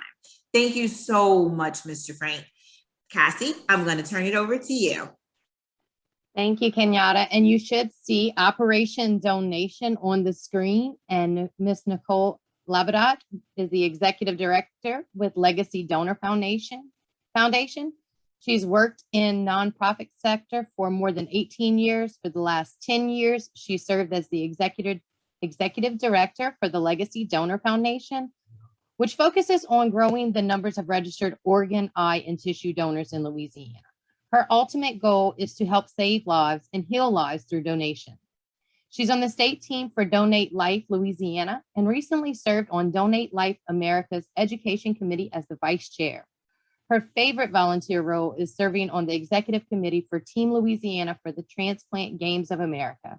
Team Louisiana is comprised of transplant recipients, donor families, living donors, and caregivers who gather every other year with each other across the country to celebrate the life-saving impact of transplants. Nicole also loves mentoring other nonprofits in her community to help provide training, resources, and guidance to help create stronger, united communities. Nicole, I'll hand it over to you. Hi, thanks so much. I appreciate it. Like Cassie said, my name's Nicole Labadot. I have been working in the nonprofit world for a very long time, and I've worked with different nonprofits, and I realized that at the end of the day, saving lives was what really was my passion. So I'm going to tell you a little bit about how you all, as drivers instructors, can help us save lives. So we are a founding partner of Donate Life Louisiana. Majority of what you'll see in the state of Louisiana educating about organ, eye, and tissue donation utilizes the Donate Life brand. We do that in conjunction with our partners, not only through the Office of Motor Vehicles, but our Louisiana organ procurement organizations, eye banks, and other partners, including transplant centers, because that gives us that cohesive face and message to organ donation. So a lot of times people will get us all confused at who people are that are providing materials or doing education, but honestly, as a collaborative, we're all part of Donate Life Louisiana, and that's the brand that we typically use so that everybody kind of really recognizes that call for action for organ donation. 95% of people in Louisiana do register at the Office of Motor Vehicles. So it's so imperative for us to continue working with you all to inspire young adults to learn about those impacts so that they feel like they can make the right decision on organ donation if it's right for them and their family. So just going to thank you in advance for your support and your time. So driver's ed and organ donor awareness have just gone hand in hand for years. Each year, there's thousands of high school students that are asked that really important question when they get their first license. So for many people, it's the first time they've even considered organ donation or even really heard about it. So while a lot of people are going to say yes, some people are going to be really unaware of what that means. And some people are going to say no due to myths and misconceptions that are out there, including TV dramas and urban legends. So educating them before they make this decision really will just help them make a decision based on the facts, which is what we're looking to do. So, as you all know, tips, permits, license, so my. This is such an exciting time for teens, but we've created a very different dynamic now in that students are getting those tip cards, including my son, who's 17. We had to get our tip card, and he was asked when he got his tip card if he wanted to be a registered donor. He was asked again when he got his permit and asked again when he got his license. Of course, when he was getting his other forms of permits and licenses and everything, he was aware of it because he had received some education in driving the education courses. But now we really want to give them, information not only for them to have what they need to navigate themselves on the road safely, but also to understand the decisions of the life-saving impact they can make with registering as organ donors. So our goal, honestly, if somebody says, yes, I want to be a donor, or no, I don't want to be a donor, that's totally okay with us as far as our role with Legacy Donor Foundation. We want people to make an informed decision. Obviously, our whole mission is to save and impact lives, but we want that decision to be what's best for them. So resources that we're going to provide are going to come on this, the next part of what we're going to do. If you want to switch my slide for me, Cassie. We will be looking at things, and as an educator, you're going to have these opportunities to really help us get all of those myths and misconceptions and know that the work you do every single day is saving lives. You are a lifesaver. You never know when that person who registers as a donor is going to have the ability to save someone's life. So we appreciate the fact that when you're in these classes and you're teaching these kids, you're really letting them know the right information they need so that they could potentially be that lifesaver. On our driver's education instructor training platform that we're going to be sending out to you guys very soon, you're going to not only get an overview of the donation process, what can be donated, facts and myths, but you're also going to get some interactive games. I'm going to give you a quick screenshot of some of those things here in just a second so you can kind of see, and we're going to also give you some resources we'll be sending to you. So we will be reaching out to you to see how many students you see, how many of those are under the age of 18. That's going to be important because some of the things we'll talk about in just a few minutes will be resources that you'll be able to provide parents. A lot of times parents aren't really sure about this, so we're going to give you some really cool tools. So we want to make it as easy as possible for you to talk about donation. And doing these, you'll see this is just a little screenshot of some things. Your life will always come first. Did you know people of all ages and medical histories can consider themselves potential donors? We're going to show you a quick video in a minute. It's going to tell you more information, but these are just great little screenshots and things that you can use. We're also going to have our training where you can also use it interactively. So you can use bits and pieces of it so that you can discuss the topics you want to discuss a little more in detail, or you can use a video in place of those. So this is one of those resources I was talking about. Not only are we going to have a Kahoot for you to use, we're going to have a crossword puzzle. So if you want to print out something and give the students a minute to reflect on what they've just learned about, whether you, once again, use that self-guided part of the training or you use a video, there'll be a crossword puzzle, or as you can see on the right-hand side, there's 2 facts and a myth. So it's kind of a true and false. We also have some ABCD. There's just all kinds of different elements of this that are going to be really helpful. What you're not seeing in here is there's also an answer guide for you all so that you're not going to have to work those out, but we'll provide all those materials to you. But these are going to be great because, as we all know, when we're talking about things, sometimes just going back through and really answering the questions is going to reiterate that topic. So the next slide is going to bring us to a really quick video that we're going to show you. I think this is going to be a great thing for you all to use in your classrooms. It really describes the whole element of transplantation and donation. It's a quick, little bit less than 5-minute video, but we're going to watch it really quickly and then go over a couple more things and I'll wrap up. Nicole, Yeah. sorry to interrupt you before we hop into your video. We have a quick question from Keegan. Keegan, if you can unmute yourself and direct your question to Nicole. Yes. Hey, Keegan. Yeah. Can you hear me? Yes, we can. Okay, so I teach about organ donation and stuff in our classroom. And from what I understand, people under 18 need parental consent, right? Yes, correct. Okay.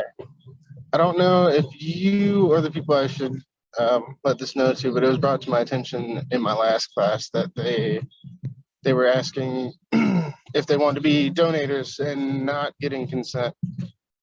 And they were just putting it on their tip cards without any parental consent. So every child has the ability to answer that question, right? They're asked, would you like to be an organ, eye, and tissue donor? That is just letting their wishes be known. And that is something that is asked directly to them. While I know, because I've been at the Office of Motor Vehicles and many times, the first thing most kids do is look to their parents because once again, they don't know the answer. So they look and they say, oh, should I? So a lot of kids do look to their parents for that information and that, I guess, kind of confirmation on what that decision should be. However, what that is symbolizing, and we actually, in part of what I'll show you in a little bit that we're providing for a parent resource card, we're letting them know that that is something their children are going to be asked, and that's their children's decision. However, under the age of 18, their parents must consent prior to any recovery taking place. So even if that person is 15 or 16 years old and is absolutely determined they want to be an organ, eye, and tissue donor and their parents say no and they're under the age of 18, recovery won't be able to take place. However, over the age of 18, that is a legally binding decision and that can take place. I think it's important because kids don't get a whole lot of decisions, and this is just a way for them to use their voice and, let their wishes be known. And honestly, there's such a delicate situation around recovery to actually be a donor that's why we need more people who are willing to say yes, so that if you are one of those precious people who can give life, that you have your family and medical professionals know that would be your wishes. A lot of times parents who are not really convinced they want to donate their kids' organs in that situation will oftentimes say, well, if that was their wishes, this is the last thing I can do to try to carry on something that meant I wasn't sure if that was like an issue that needed to be brought up or not. Just they seemed very confused about it, so I figured now would be the time to ask, I guess. No, and I love that. And you know what we can do for you? We can kind of create a quick short video on that topic, and it could be something that you could show in your classrooms as well. That way it could address it. So I appreciate you asking that question. Yeah, that'd be cool. Great, thanks, Keegan. All right.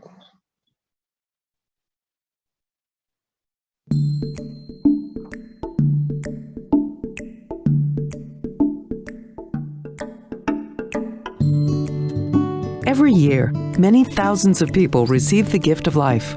a life-saving transplant of a heart, kidney, liver, lungs, pancreas, or intestines. And thousands more people receive corneas and other tissues that restore sight and health. Transplantation is one of the great medical advances of our time. How does it work? It all starts when someone's organ begins to fail, and that person will need a transplant to survive. A thorough evaluation is conducted at a transplant center, and if the person's a good candidate for a transplant, he or she will be put on the National Transplant Waiting List. Once a person is on the list, the wait for an organ begins. A national system matches people on the waiting list with donors. The factors considered in matching donors and recipients include blood type and body size, how sick the patient is, distance from the donor, tissue type, and length of time on the waiting list. What doesn't get taken into account? Organs are never matched based on race or gender. Income, celebrity, and social status are also never considered in matching donor organs to waiting patients. There's no telling how long the wait will take. In fact, some people don't receive an organ in time because the waiting list is very long and there aren't enough donors available. That's why an average of 20 people on the waiting list die each day. Imagine how many we could save if we all were donors. Most organs for transplants come from deceased donors. Here's how that happens. A person comes to the hospital with a life-threatening brain injury, such as from an accident, a stroke, or lack of oxygen. The doctors work hard to save the patient's life, but sometimes nothing can be done. There's a complete, irreversible loss of brain function. The patient is clinically and legally dead. That's when being a donor can turn a time of loss into a time of hope, because machines have kept blood containing oxygen.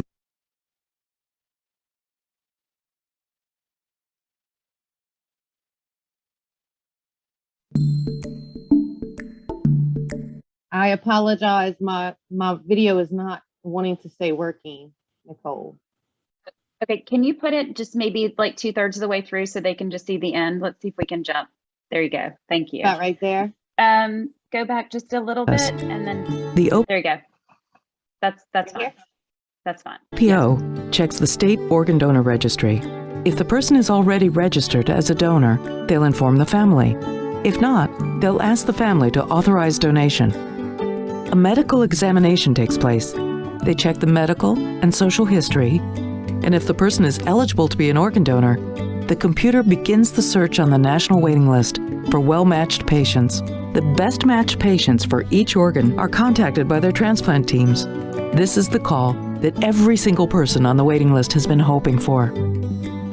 The call that could mean a second chance at life. Now the transplant happens. A surgical team recovers the organs, then corneas and other tissues.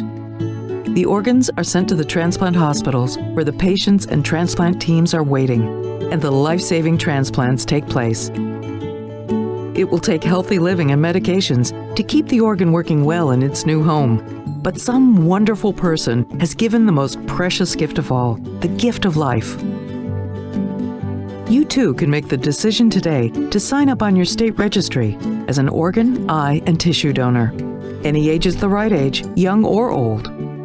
And any day is the right day to sign up as a donor. You can register through your driver's license office, or you can sign up right now, online. Remember to tell your family so they can support your wishes. More than 145 million people have already signed up, but we're all needed to save more lives. Go to organdonor.gov and sign up in your state donor registry as an organ, eye, and tissue donor. Go to organdonor.gov and share the gift of life.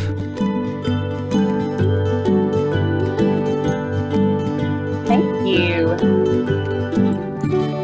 All right. So I'm not sure what you all think of that video. I personally love it. And, you know, it kind of gives us a brief glimpse into what we're going to go into the next slide, which is why would we include donation awareness? And honestly, I think that, you know, transplantation can impact anyone's life. The need for transplantation really doesn't discriminate based on age or ethnicity. And students never know when that's going to affect them or their family. So it's a great way for us to get information in there about donation in a very quick way, especially if you are really tight on time. I think that gives an amazing overview, really stresses the fact that it's not a, we don't get to pick our best friend who gets our organs, or it's not, the person with the most money. So I'm going to jump past this slide to the next one and really just talk about any one of us could potentially need a transplant. Individuals with high blood pressure, diabetes, which are two of the biggest health issues in the state of Louisiana, typically have issues with kidney failure.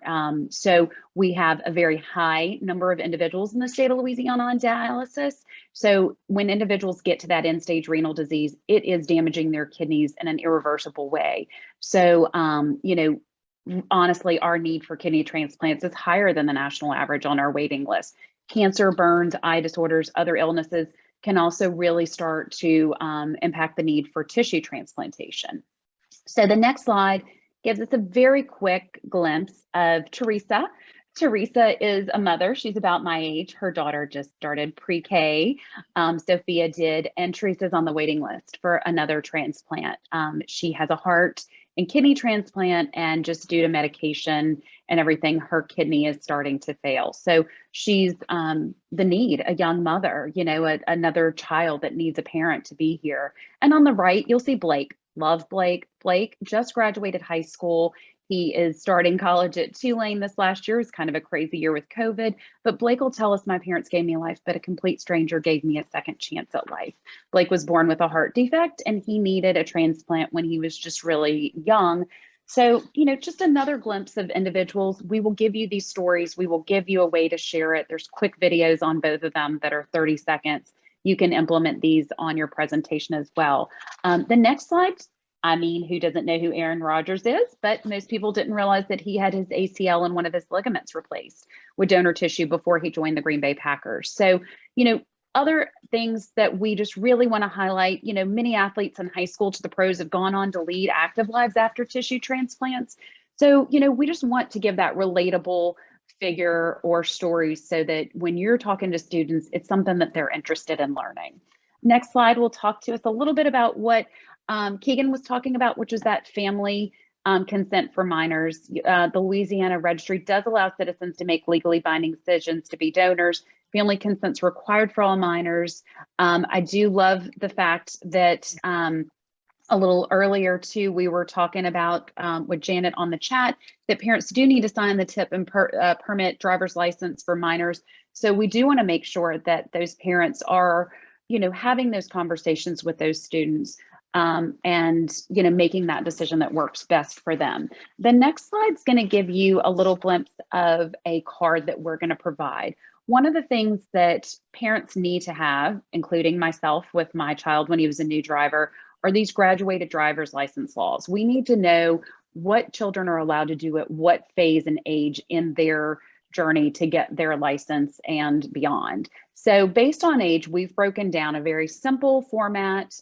We worked very closely with our partners at the Office of Motor Vehicles and Department of Public Safety to make sure that we have everything together in here that really will allow parents to know what age, where their curfews are, how many people can ride with them. And then on the back side of this is a quick little note for parents to understand about organ donation, just the topic being discussed, and for them to discuss that with their children so they can make that, that decision. So when teens get their license, they're going to be asked to make that decision. They're going to be asked, if they'd like to be an organ, eye, and tissue donor. It's a decision that can save someone's life. And I think it's something that we just want to make sure that they are aware of, that they feel proud of, that their parents feel like they're on the same page. So if you guys can help facilitate that conversation, give the information. And once we have these cards, which is where I was telling you all that we will be reaching out to you all about how many students you're seeing under the age of 18 and what materials you need. We want to make sure that we're giving you the materials in hand that you need to be able to provide not only your students, but their parents. So by saying yes, you are to helping us doing this. You're joining a like-minded community of individuals who are registered as donors and increasing awareness. And I just really want to thank you. And moving into the last slide is a thank you. You know, each person has the potential to save 8 lives and restore sight to 2 through cornea donation and improve the lives of 75 more through tissue transplantation. So on behalf of the 2,000 men, women, and children on the Louisiana organ transplant waiting list, thank you for taking the time and listening. Thank you for taking the time to include this in your curriculum. And my information is readily available if you guys need anything. I am happy to be here and support you all. And I just want to thank you all again. Have a wonderful day, and I'll pass it back on. Awesome. Thanks, Nicole. That's great information. Cassie and I actually prepared one quick poll question for you as well. So we're going to pull up that poll question, see if our audience knows what the answer is. And then we have one question within our audience for you. She's had her hand raised for a while, so I want to make sure we get back to you, Nicole, with her question. All right, we are going to launch this question right quick. Here we go. It's going to be a true or false question whenever you see it on the screen. Look, my polls are just over me today. Launching them on. There we go. All right. So your medical condition at the time of death will determine what organs and tissues can be donated. Is that true or is that false? Your medical condition at the time of death will determine what organs and tissue can be donated. True or false? All right. I see the answers are kind of wavering a little bit. Okay. One better than the other. All right. Great. Nicole, 85% says true, 15 says false. Did they get it right? You are true. Yes. So the medical condition at the time of death is going to determine what organs can be transplanted. A lot of it is going to be based on your medical condition. If you had a heart attack, obviously you may not be able to donate your heart because the heart sustained damage during that process. So other things that will come into effect there will also depend on transplant times and other things, which we will give you more information on that in your training. So, and awesome. I know we have a question, but Preston, thank you for sharing the fact that your wife was a living donor.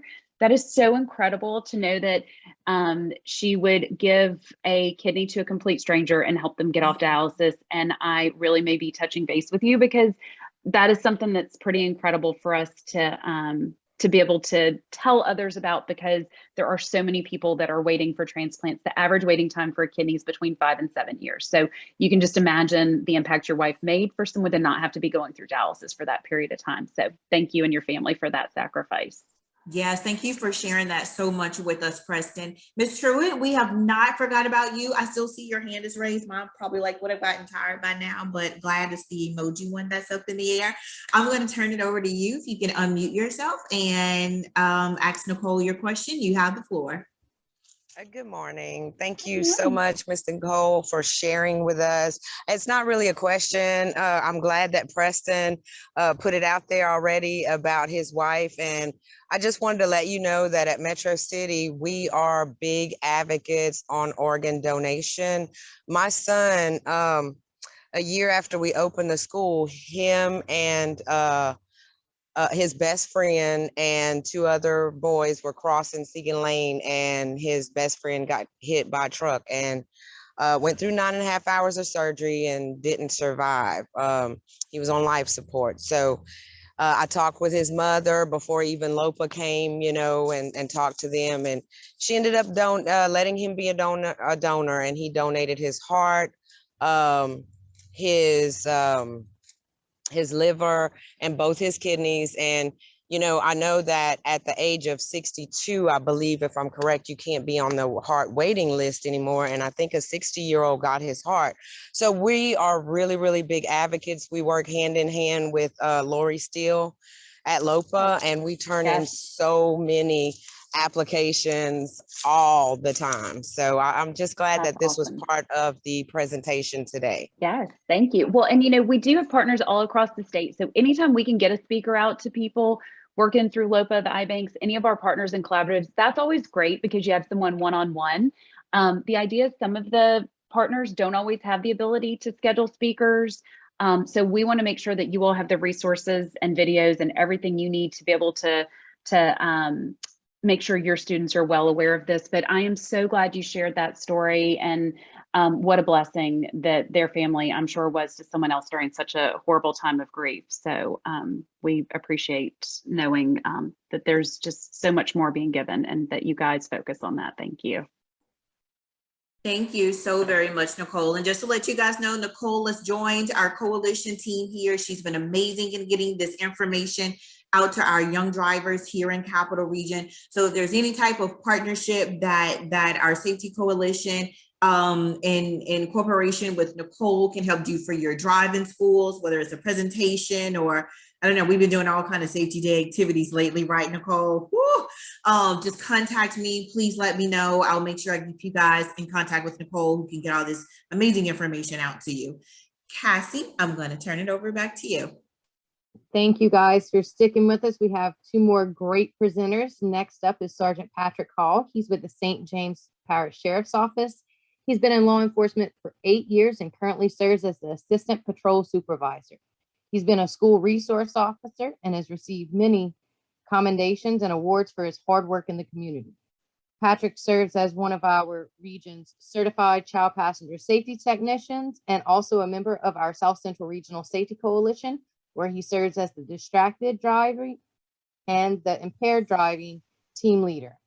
He is also an Army veteran, where he retired out as Sergeant Major. Patrick, I will hand it over to you. Good morning, everyone. Like I said, my name is Patrick Hall. The first polling question here, talking on the phone can cause drivers to miss up to what percentage of their environmental while driving? 15%, 25%, 50%, or none of the above?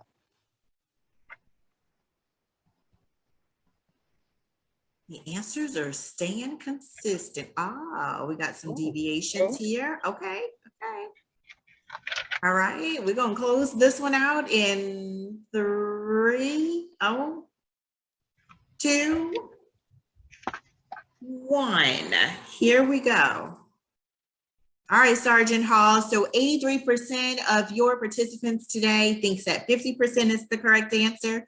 6% is going with 25%. 11% is going with none of the above, which is correct. They are correct. 50%. Estimates indicate that drivers using cell phones look to fail at what they see 50% of the actual time, which is crazy because 50% of what you see and what you don't see, they're really taking a chance here. With this, a lot of people want to say, well, hey, I use hands-free devices, but no, hand-free devices it's just that it's not taken away from distracted driving. So a lot of them don't understand that still, even using that hand-free device is actually distracted driving. So 50% is actually correct. Next slide, please.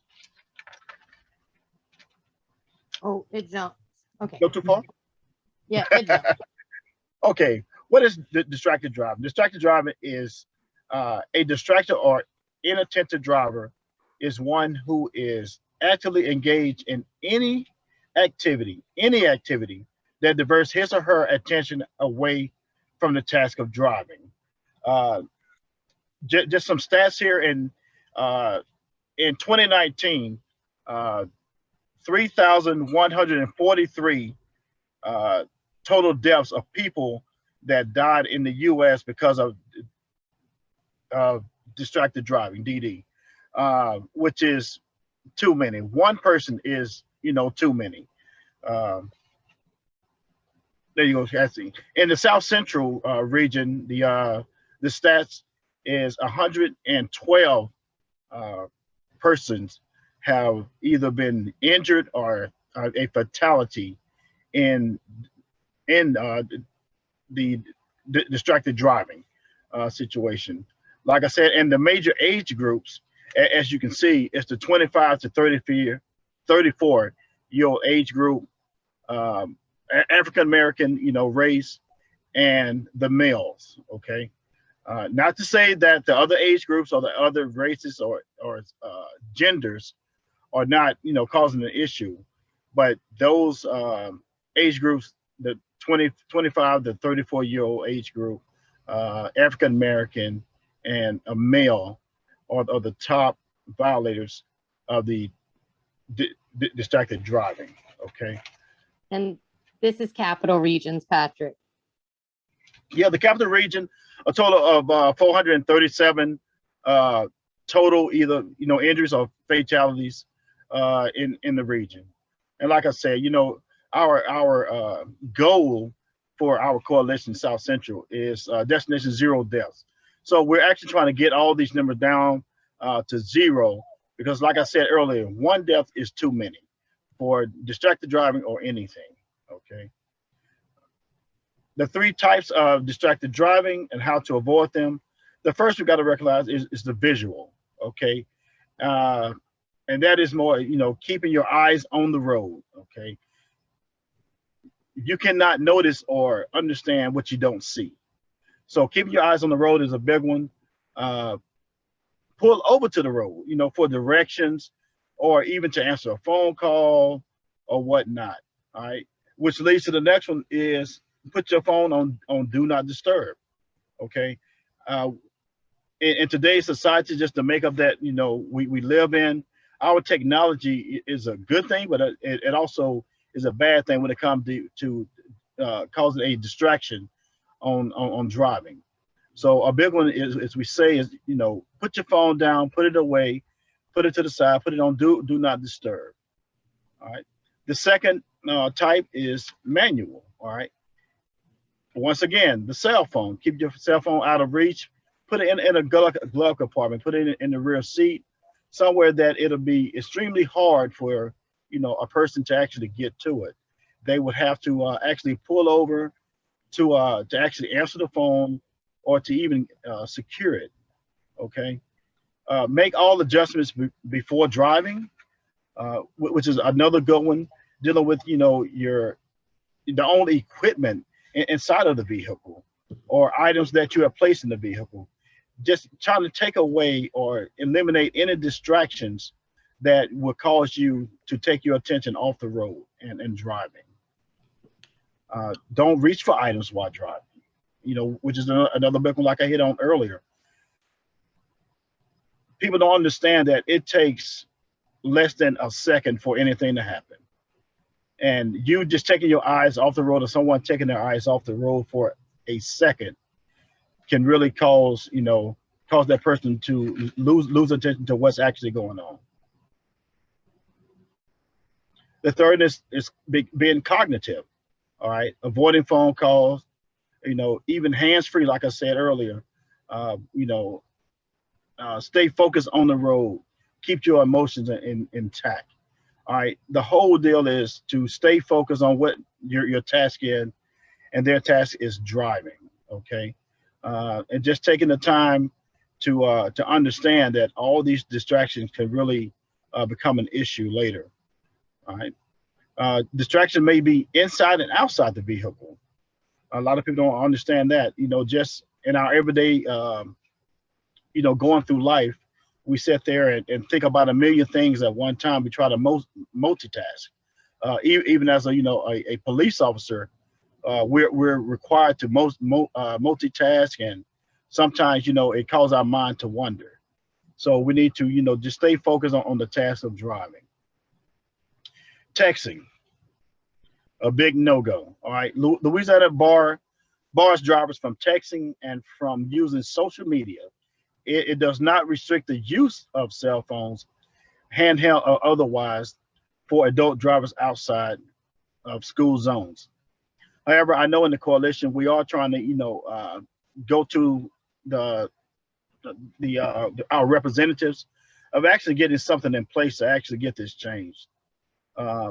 Because texting, talking on the cell phones, the whole 9 yards is all a distraction that causes a person to be distracted from driving. The current prohibition, text messaging is banned for all drivers, okay? The use of social media also for all drivers, all right? Drivers under 18 years old may not use wireless devices, all right, including cell phones, text messaging units, and computers while operating motor vehicles. Drivers in school zones during posted hours may not use wireless devices, including cell phones, text messages, units, and computers while operating motor vehicles. All right, and you know, one of the big caveats is drivers with learner's permit and beginner's license, all right, are prohibited from using cell phones unless a hand-free device is attached. All right. And the fines for an adult, okay, can really get expensive, all right, for violation of this texting, okay. For the first offense, it's $500, all right, and on the second and in subsequent offenses, it can go up to $1,000 plus loss of a person's license. So it's very important that a person realize that driving is actually a privilege, okay? And sometimes privileges can be taken away for breaking the laws that are set forth. Another big one is eating and drinking. All right, a recent study concluded those who eat and drive increase the odds of a crash by 80%. 80%, okay? 65% of near miss crashes are caused by distracted driving, fussing with food, and or other things actually in the vehicle with us, okay?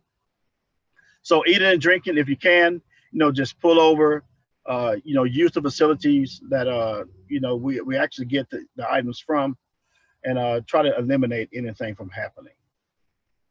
Teen drivers and passengers, okay, 6 out of 10 teen crashes involve driving distractions. 15%, as you can see right there, is one of the big ones, interacting with others, okay, in and outside of the vehicle. Is one of our big percentages here, followed by using other cell phone. All right. Next slide, please. Thank you. All right, the tips to help us prevent driving distracted. In this here, the first one, put it away, is just that simple. All right, things can wait. All right, your most important thing, or their most important thing at that time, is focusing all of their attention on the task of driving. All right, place mobile devices out of sight to prevent any temptation of them actually grabbing that device. Know where you're going. All right, prior planning is a good one. All right, because even though all the technology that we have, the navigation, taking your eyes off of the road is a distraction there. So just know that a lot of people have cause accident or get into a fatality just by taking your eyes off the road for a second. Pull over.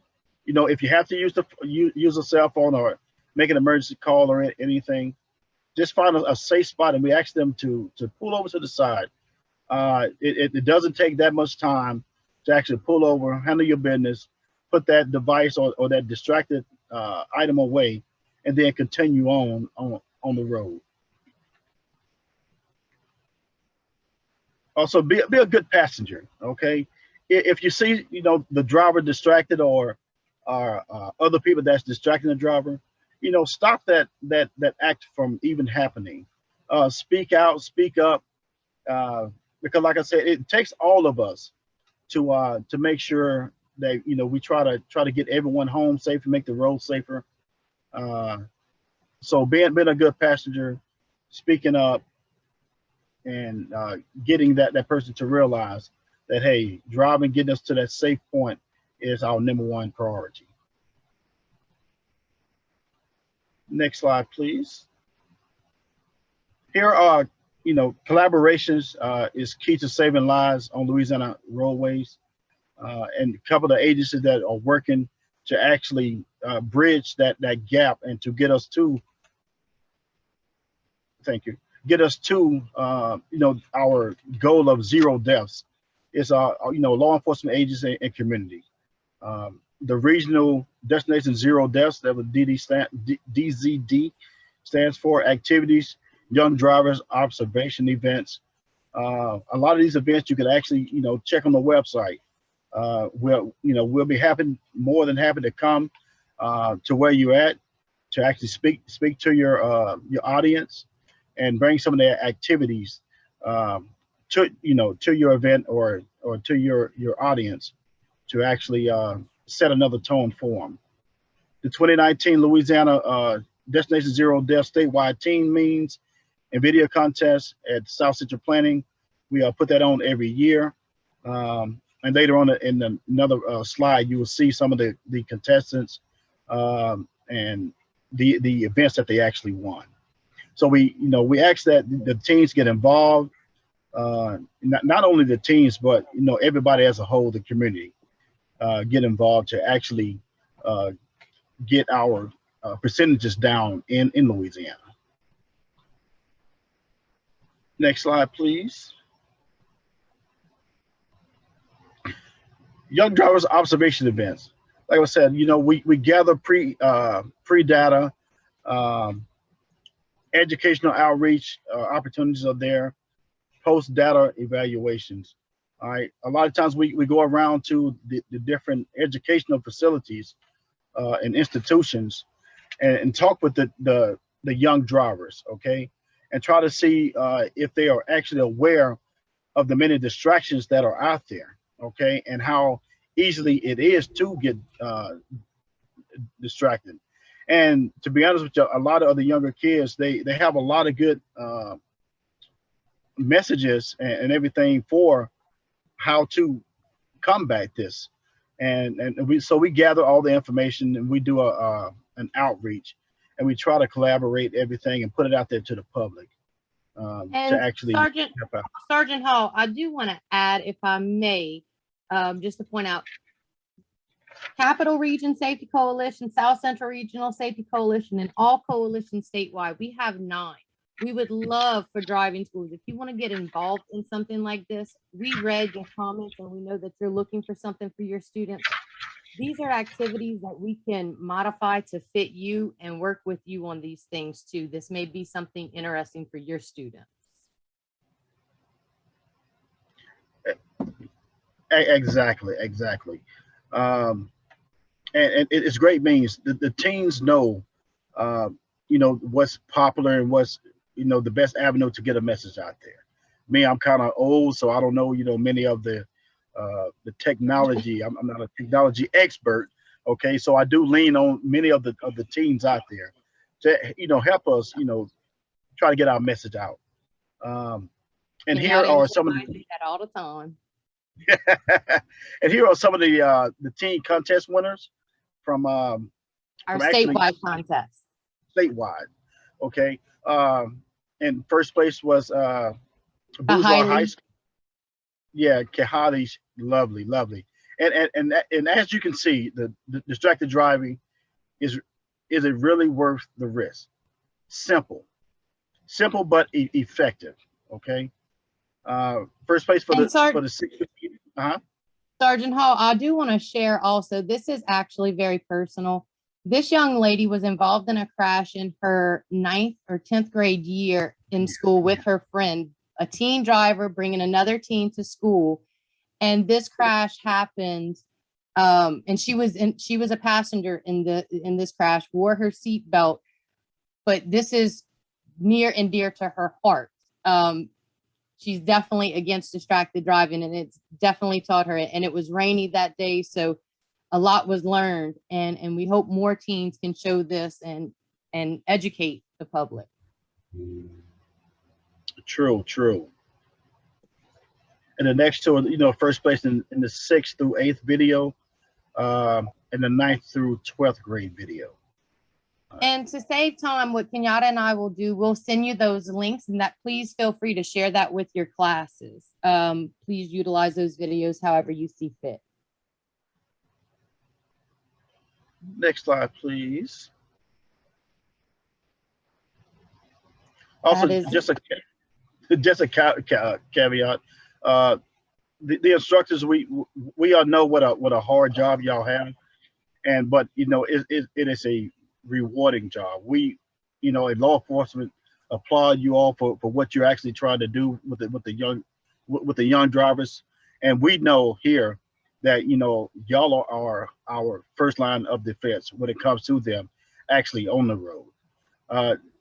So anything y'all need from the law enforcement, just please let us know, and we'll be more than happy to come out there to where you're at, to your classrooms, and to actually build that relationship, because that's one thing we're actually trying to do, is build that relationship between police officers or law enforcement in whole and the community. There's a lot of bad stuff that people see, but there's also a lot of good stuff, and we just want to change that atmosphere and let them know that the interaction with the police officer don't have to be bad all the time. It can be good. It's just a relationship building. So whatever y'all need from us, don't hesitate. We will definitely come out there. I know St. James Parish is dedicated, and we would do whatever it takes for us to actually get our message across. A couple of the caveats I want to hit on real quick, if you don't mind, is speeding. Okay. Some people have a tendency of saying, well, I was only going 5 miles per hour over the supposed speed limit. But I try to tell them what is speeding, and it's another distraction. The faster you're going, the less you're actually seeing on the road. All right, so 1 mile over the speed limit is really considered speeding. Okay. And another good thing we say is ownership. All right. A lot of them just think because a vehicle that they're driving in is not theirs, that they're not bound to the rules and regulations of the road, the laws that are established to keep everyone safe. Okay, but they got to be mindful that if they are in possession of that vehicle, that they're actually taking ownership at that time of that vehicle. So everything within that vehicle, when it comes to insurance, drivers, the passengers, it all falls on them. All right. And we try to get them to live up to the driver's pledge. Okay. And for the ones that don't know the driver's pledge, I thought I had it up. But the driver's pledge, we get them to try to live up to the driver's pledge. And I know in your different programs, y'all have that pledge for them. And just let them know if they need anything, don't hesitate. Find a police officer, ask this question. We love questions, but there's not a dumb question. So ask questions, and we'll be more than happy to lead them and steer them to the right directions. But can I say something real quick? Yes, ma'am. Sergeant Hall, I really like the fact that you talked about taking ownership. I was in a road skills test at a school a couple of years ago, and I failed the young man instead of the examiner who should have been doing their job.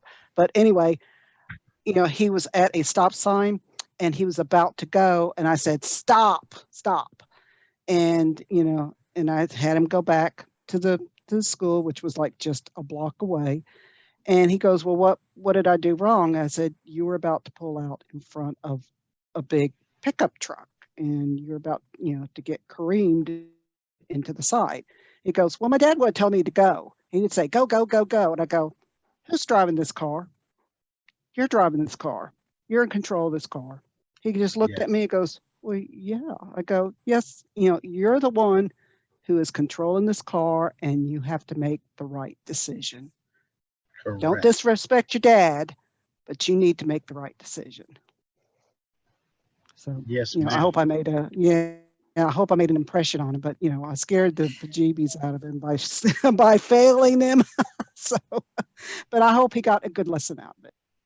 Thank you Yes. for definitely interjecting, Miss Janet. That was definitely a right thing that you did there. And Dustin, I do see that your hand is open. I want to make sure that I get to you. Lieutenant Poche, do you also have a question? Can you hear me?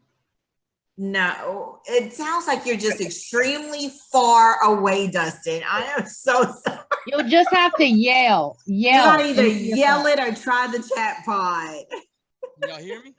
We can hear you, but it's like you kind of like have to put your ear all the way to the screen like that. It's like you're very far away. All right, can you hear me now? Well, that's a little bit better. Well, let's try this. All right, can you hear me? It's still the same. All right, well. Just roll with it. Drop it in the chat part for us, Dustin. We got to get that audio fixed on your end. Sergeant Hall, thank you so very much for the amazing presentation. It's really important to us when we have our law enforcement officers to be able to join us on such important calls like this, because it takes, we know, time away from your busy schedule while you're handling all the enforcement needs of the parish and keeping everybody safe. But it also brings really great value to our safety partners and driving schools that we have here on the call to see how involved that you guys are in the work that we do in traffic safety. So thank you so much for your time. And if anybody has any other additional questions for Sergeant Hall, I'm going to ask at this time if you go ahead and drop it into the chat pod. We do have one final presenter, and we want to make sure that we also give Janine some time to talk about also what's important, which is our data. We don't know what to do, where to do, how to go do it without the data. It tells us the work that needs to be done within our various parishes. And so, Cassie, I'm gonna turn it over to you to get ready to announce Janine. We are heading into the final presentation. Again, if you guys have any questions for Sergeant Hall, go ahead and drop them in the chat pod. And at the end of the meeting, for those that want to stay around a little bit longer and have your questions answered, we will have it. I have Dustin on my phone. He wants to say something. Dustin, go. Can y'all hear me now? Is that better? No, we can't. See what I'm saying? Okay. We can't hear him, Cassie. Go. Say this. It's very important that you practice the role model. It's very important. With the youth. Type it to me. Go ahead, If you Janine. can send it to you, that would be awesome. Cassie, I'm gonna turn it over to you to introduce Janine for us, our awesome data specialist. Yes, Miss Janine saves Kenyatta and I big time. She is our SHSP, that is the Strategic Highway Safety Plan Outreach Coordinator. She works for LSU Center for Analytics and Research in Traffic Safety, which is also known as CARTS. Janine does all of our social media outreach. She gives all of that to us to where we can make sure that we're all on the same page. Not only that, but any type of data question when we need to dig down deep, it's Janine that we call. She serves as the outreach coordinator for the Strategic Highway Safety Plan. Her goal is to support stakeholders served by Louisiana State University's CARTS. She received her MBA degree from LSU Shreveport and has a diverse background that includes roles in business consulting, operations management. Her current role at CARTS includes communicating data needs to various stakeholders, especially our regional safety coalitions, strategic planning, and project management. Thank you so much for everything you do, Janine, and I hope that you all enjoy this because I'm a data junkie and this makes it so easy. Thank you for that introduction, and thank you, everyone. Great presentations today. Thanks for sticking with us. Today, I'm going to talk about the SHSP dashboards. For those of you that were on part one, you may have seen this already. We're going to do a really brief overview of these dashboards, and then we're going to dive in and kind of get some questions from you guys about scenarios that maybe you come up with in your instruction or just things that you're curious about. So the first thing is, let's see. All right, so CARTS. We use CARTS all the time, but CARTS is just an acronym for the Center for Analytics and Research in Transportation Safety. What we do as CARTS is we're responsible for collecting all of the crash data that we get through DOTD. We maintain it, we store it, we analyze it, we create tools, we distribute it. Dr. Helmut Schneider, if you saw his presentation last month, I believe, he's our director, and we just use our crash data for a lot of information to get to the hands of people that make decisions in the state about our roadways. So we have a few dashboards that we do here at CARTS. These are the ones that are for the SHSP. The SHSP is the Strategic Highway Safety Plan. And I'm just going to do a brief overview of what these dashboards do. So our emphasis area selection dashboard. This is going to be a dashboard that if you're unsure of anything having to do with crash data, you can use this dashboard to look at information about the contributing factors. Those would be like distracted driving, seatbelt use, impaired driving, roadway departure, intersection crashes. That would kind of tell you what's going on in the state as far as crashes go, and gives you a really brief overview. Now, if you're diving into if you're working closely with the coalition, either with Kenyatta or Cassie or another coalition that you're involved in, you may use the target setting dashboard. This is going to let you know where our SHSP target is and where the coalition is in reaching that target. Are you above or are you below? And we're looking at fatalities and suspected serious injuries. Our crash dashboard is going to show us our fatal and serious injury motor vehicle crashes in Louisiana. Our driver dashboard is going to show us the number of drivers that were involved in fatal and serious injury motor vehicle crashes in Louisiana. And then our person dashboard, this is going to show all persons that were involved in these fatal and serious injury motor vehicle crashes. And we have one last dashboard, which is going to be our vulnerable road users. These are our pedestrians, our pedal cyclists, our motorcyclists.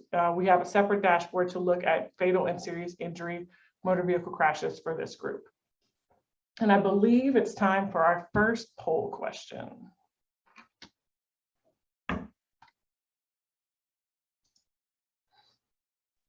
It is launching.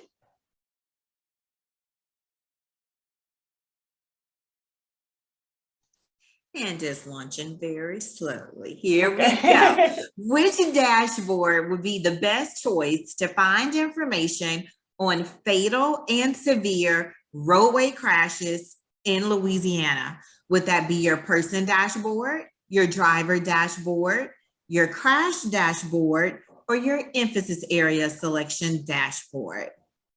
Give you guys a second to answer that. Which dashboard would be the best choice to find information on fatal and severe injury roadway crashes in Louisiana?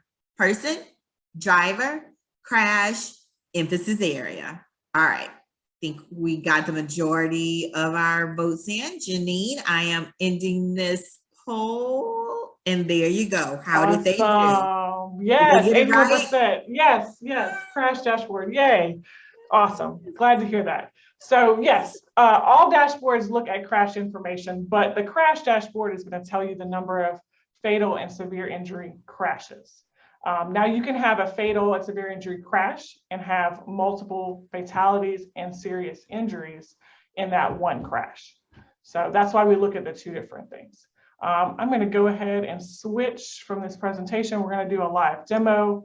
This is going to be a chance for you guys to ask any questions that you have. You should see this person dashboard here. Let me go ahead and move it over here. Can you see that, Kenyatta, the person dashboard? Yes. Okay, awesome. So if you remember from the last time, resume share, it paused for a second. Okay, if you remember from the last time, we looked at the different filters to look at different safety coalitions. Do we have any questions? Do we have anybody that wants to look at something specific that I can do a live demo, or do you want me to just run through some scenarios? You can probably go through some scenarios, maybe just kind of pull out some young driver distraction or young driver impaired scenarios. Okay. So we'll start with Safety Coalition. Let's do South Central. So we're going to pull up South Central Coalition. We want to know what's going on in the last 5 years in South Central. So we go to this year range. And we're going to keep it at all we're going to keep it at all persons. So we're looking at drivers, occupants, and pedestrians. For the contributing factor, Kenyatta mentioned distracted. So we're going to go to that. And since we're talking about young drivers, we're going to select yes for this. And this is going to include all young drivers that were involved in injury crashes in this time period. And we wanted to let's look at fatal and suspected serious injuries. So I'm going to uncheck this all, and then I'm just going to check these two right here. And as you can see, our dashboard changes. You can then close this if you want. If you want to hide it, you can keep it open. It's not going to change the dashboard. But this is these are our fatal and suspected serious injuries in the South Central region over the last 5 years that were a contributing factor of distracted or inattentive driving and involving young drivers.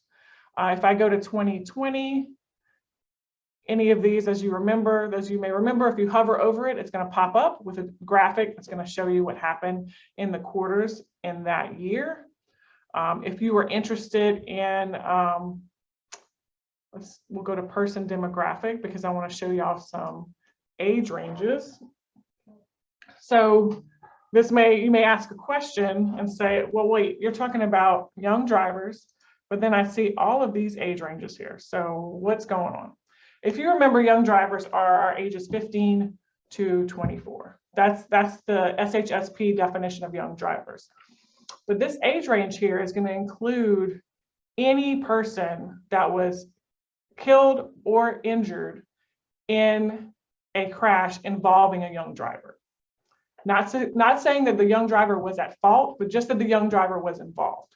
And I think this is important because sometimes our young drivers, as they're learning, it's always, oh, that'll never happen to me. You know, something like this will never happen to me. So I think it's important to show them that, you know, when they're driving, it's a big responsibility that they could be involved in a crash. They could cause a crash. And this is the age range that's showing is these are people that were fatally and seriously injured in crashes. And if you hover over any of these, it'll give you a breakdown of the race and also the sex of that person. If you wanted a more in-depth, a specific parish within the coalition, the darker the gray, that means the more fatalities and injuries that occurred.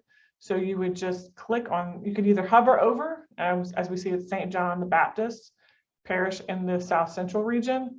If you wanted to, you could just click on that, and then this whole dashboard would then change to show exactly that. And if you wanted to go back, so you could focus it directly on the parish that your driving school is in, or you can do multiple parishes. If you just hold down the control button, like it says here to show multiple parishes, just hold down control and then click the number of parishes that you'd like. It will change the dashboard just for that. Now, say you are, you want to download this, you want to print this out, you want to show people what's going on in your coalition or in your driving school. If you just hit this download button here, and it'll download an image, and I'll give it just a second, and then I'll pull it up. And you can include this in a presentation. You can include this in, let's see here, switch to my photo. This is a still photo. You can include it in your presentation. You can use a handout, a supplement in your instruction. You can pull it up on your screen. All of our dashboards are free to the public. They're free use. It's crashdata.lsu.edu, and I can throw that in the chat pod. I also have it on my ending slide.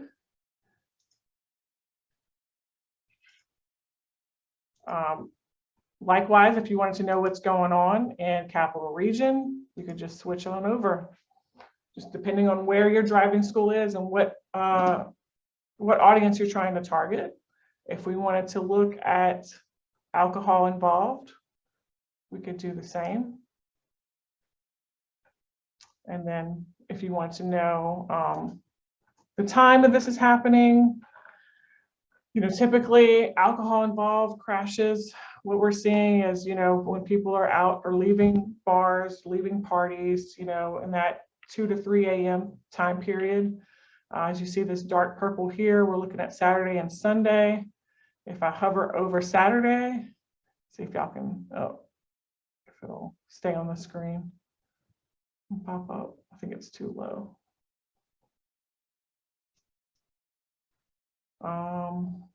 Yeah, there you go. And you see that the majority of them are between 2 and 3 a.m. on Sunday, with 1 to 2 a.m. and then 3 to 4 a.m. And these are fatal and suspected serious injury crashes. Okay. Any other questions in the chat pod, or any other, if anybody wants to, like Kenyatta said, this is a pretty free forum. So if you have a question, raise your hand, unmute.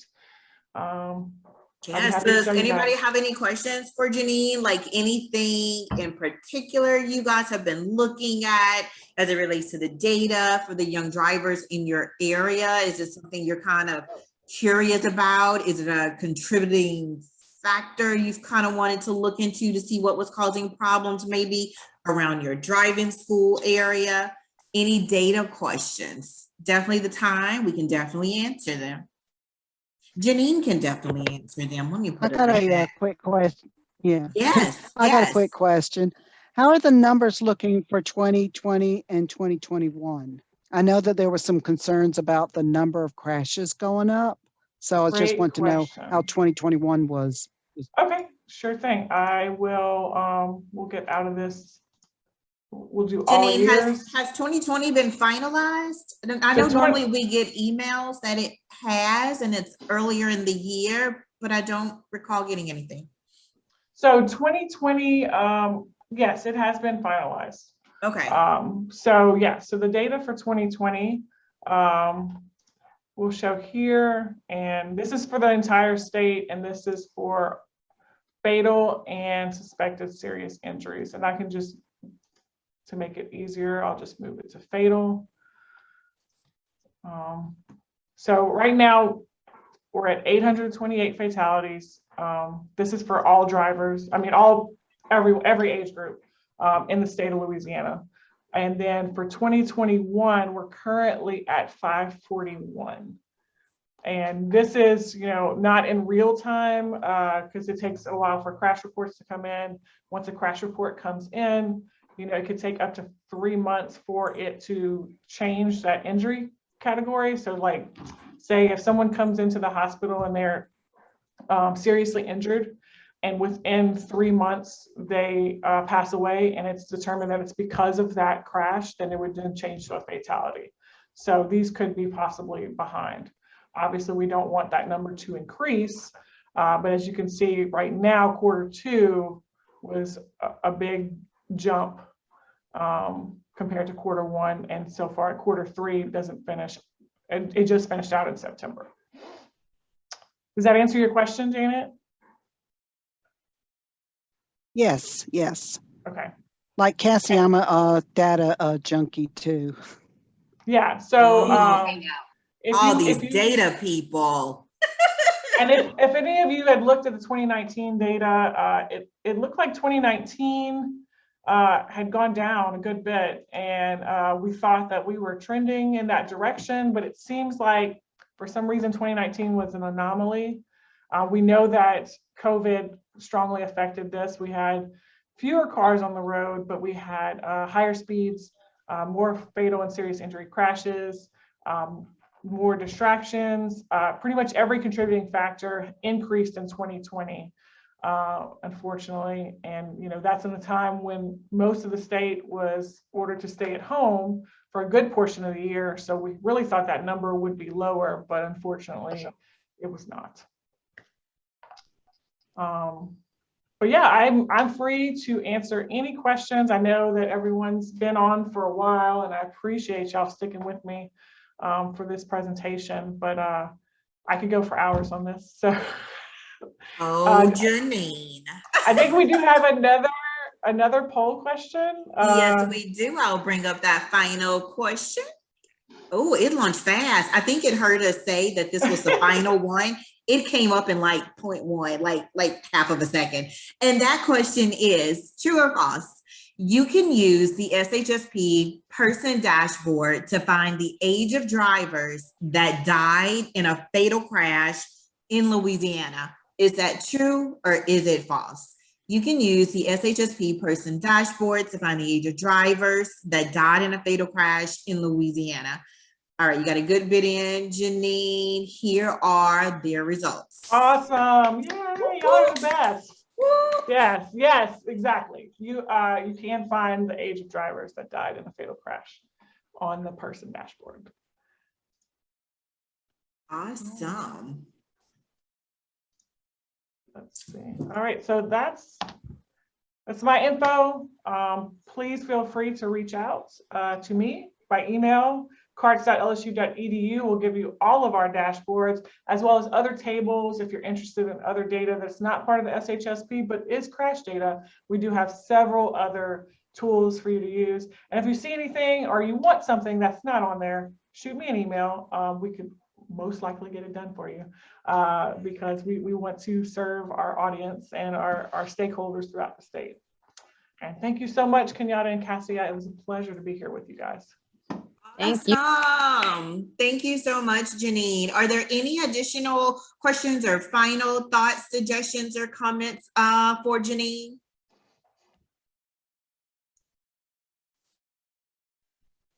No? Silence is good. All right, Cassie. Our group is ready to go. We have kept them on way past time. I'm so amazed that you guys have just stuck around with us today. We had so many great presenters and so much great information to give to you all, and so many technical difficulties today. But you know what?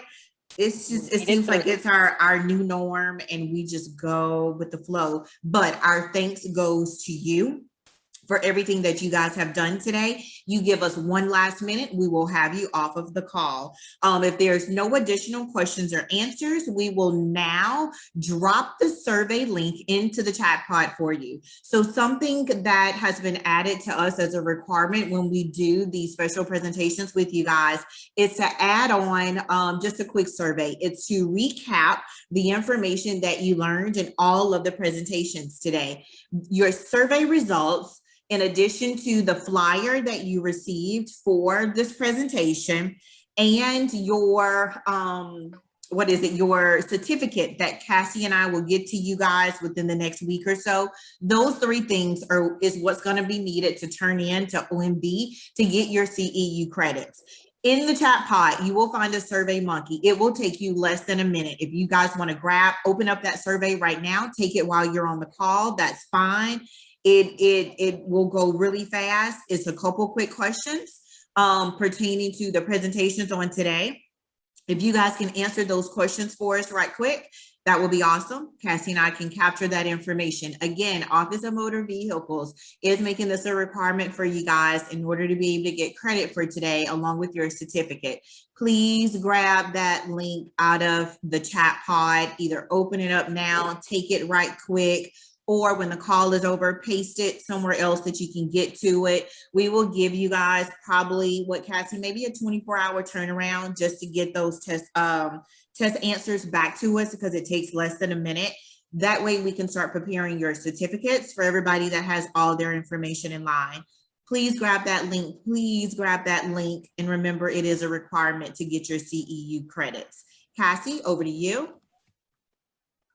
Thank you, Kenyatta. And another thing that we're working on at the statewide level is broadband. We are trying to bridge those gaps in broadband. And I wanted to add this. You all have so many community members that may be having challenges with lack of internet access or poor broadband service. And this is a speed test that they can take. And it's gonna do kind of a hotspot map to show us where we are lacking in Louisiana. So if you don't mind, share this, take this. You know, in this day and age, just like Kenyatta said, you know, this is our new norm. We need technology, and everyone needs technology. So we need to see who's out there that's lacking that service. We want to make sure that we reach all of those great community members. And I want to add something. I want to thank Kenyatta and Cassie for organizing this, and I want to thank our presenters, and I want to thank our driving school owners and instructors for attending. Everybody did an awesome job. I really enjoyed the presentations today. Thank y'all ladies for organizing it, And thank you presenters for presenting. Very good information. Thank you all.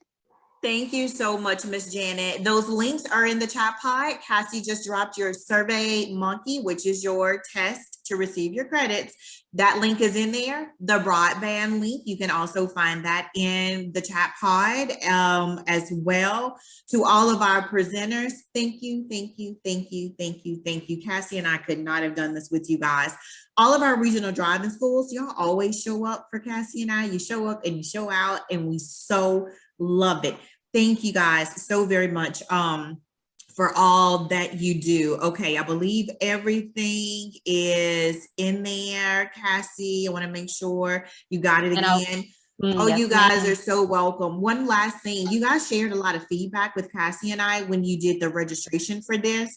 You gave us so much information. We are already preparing for the next class for y'all. Yes. And this time we'll make sure to add in a little bit of extra time in case we have technical difficulties. So you guys go out today. Have a fantastic day. If you're not having one, Cassie and I challenge you to make it a great one. We will talk to you guys so very soon. Thank you for everything.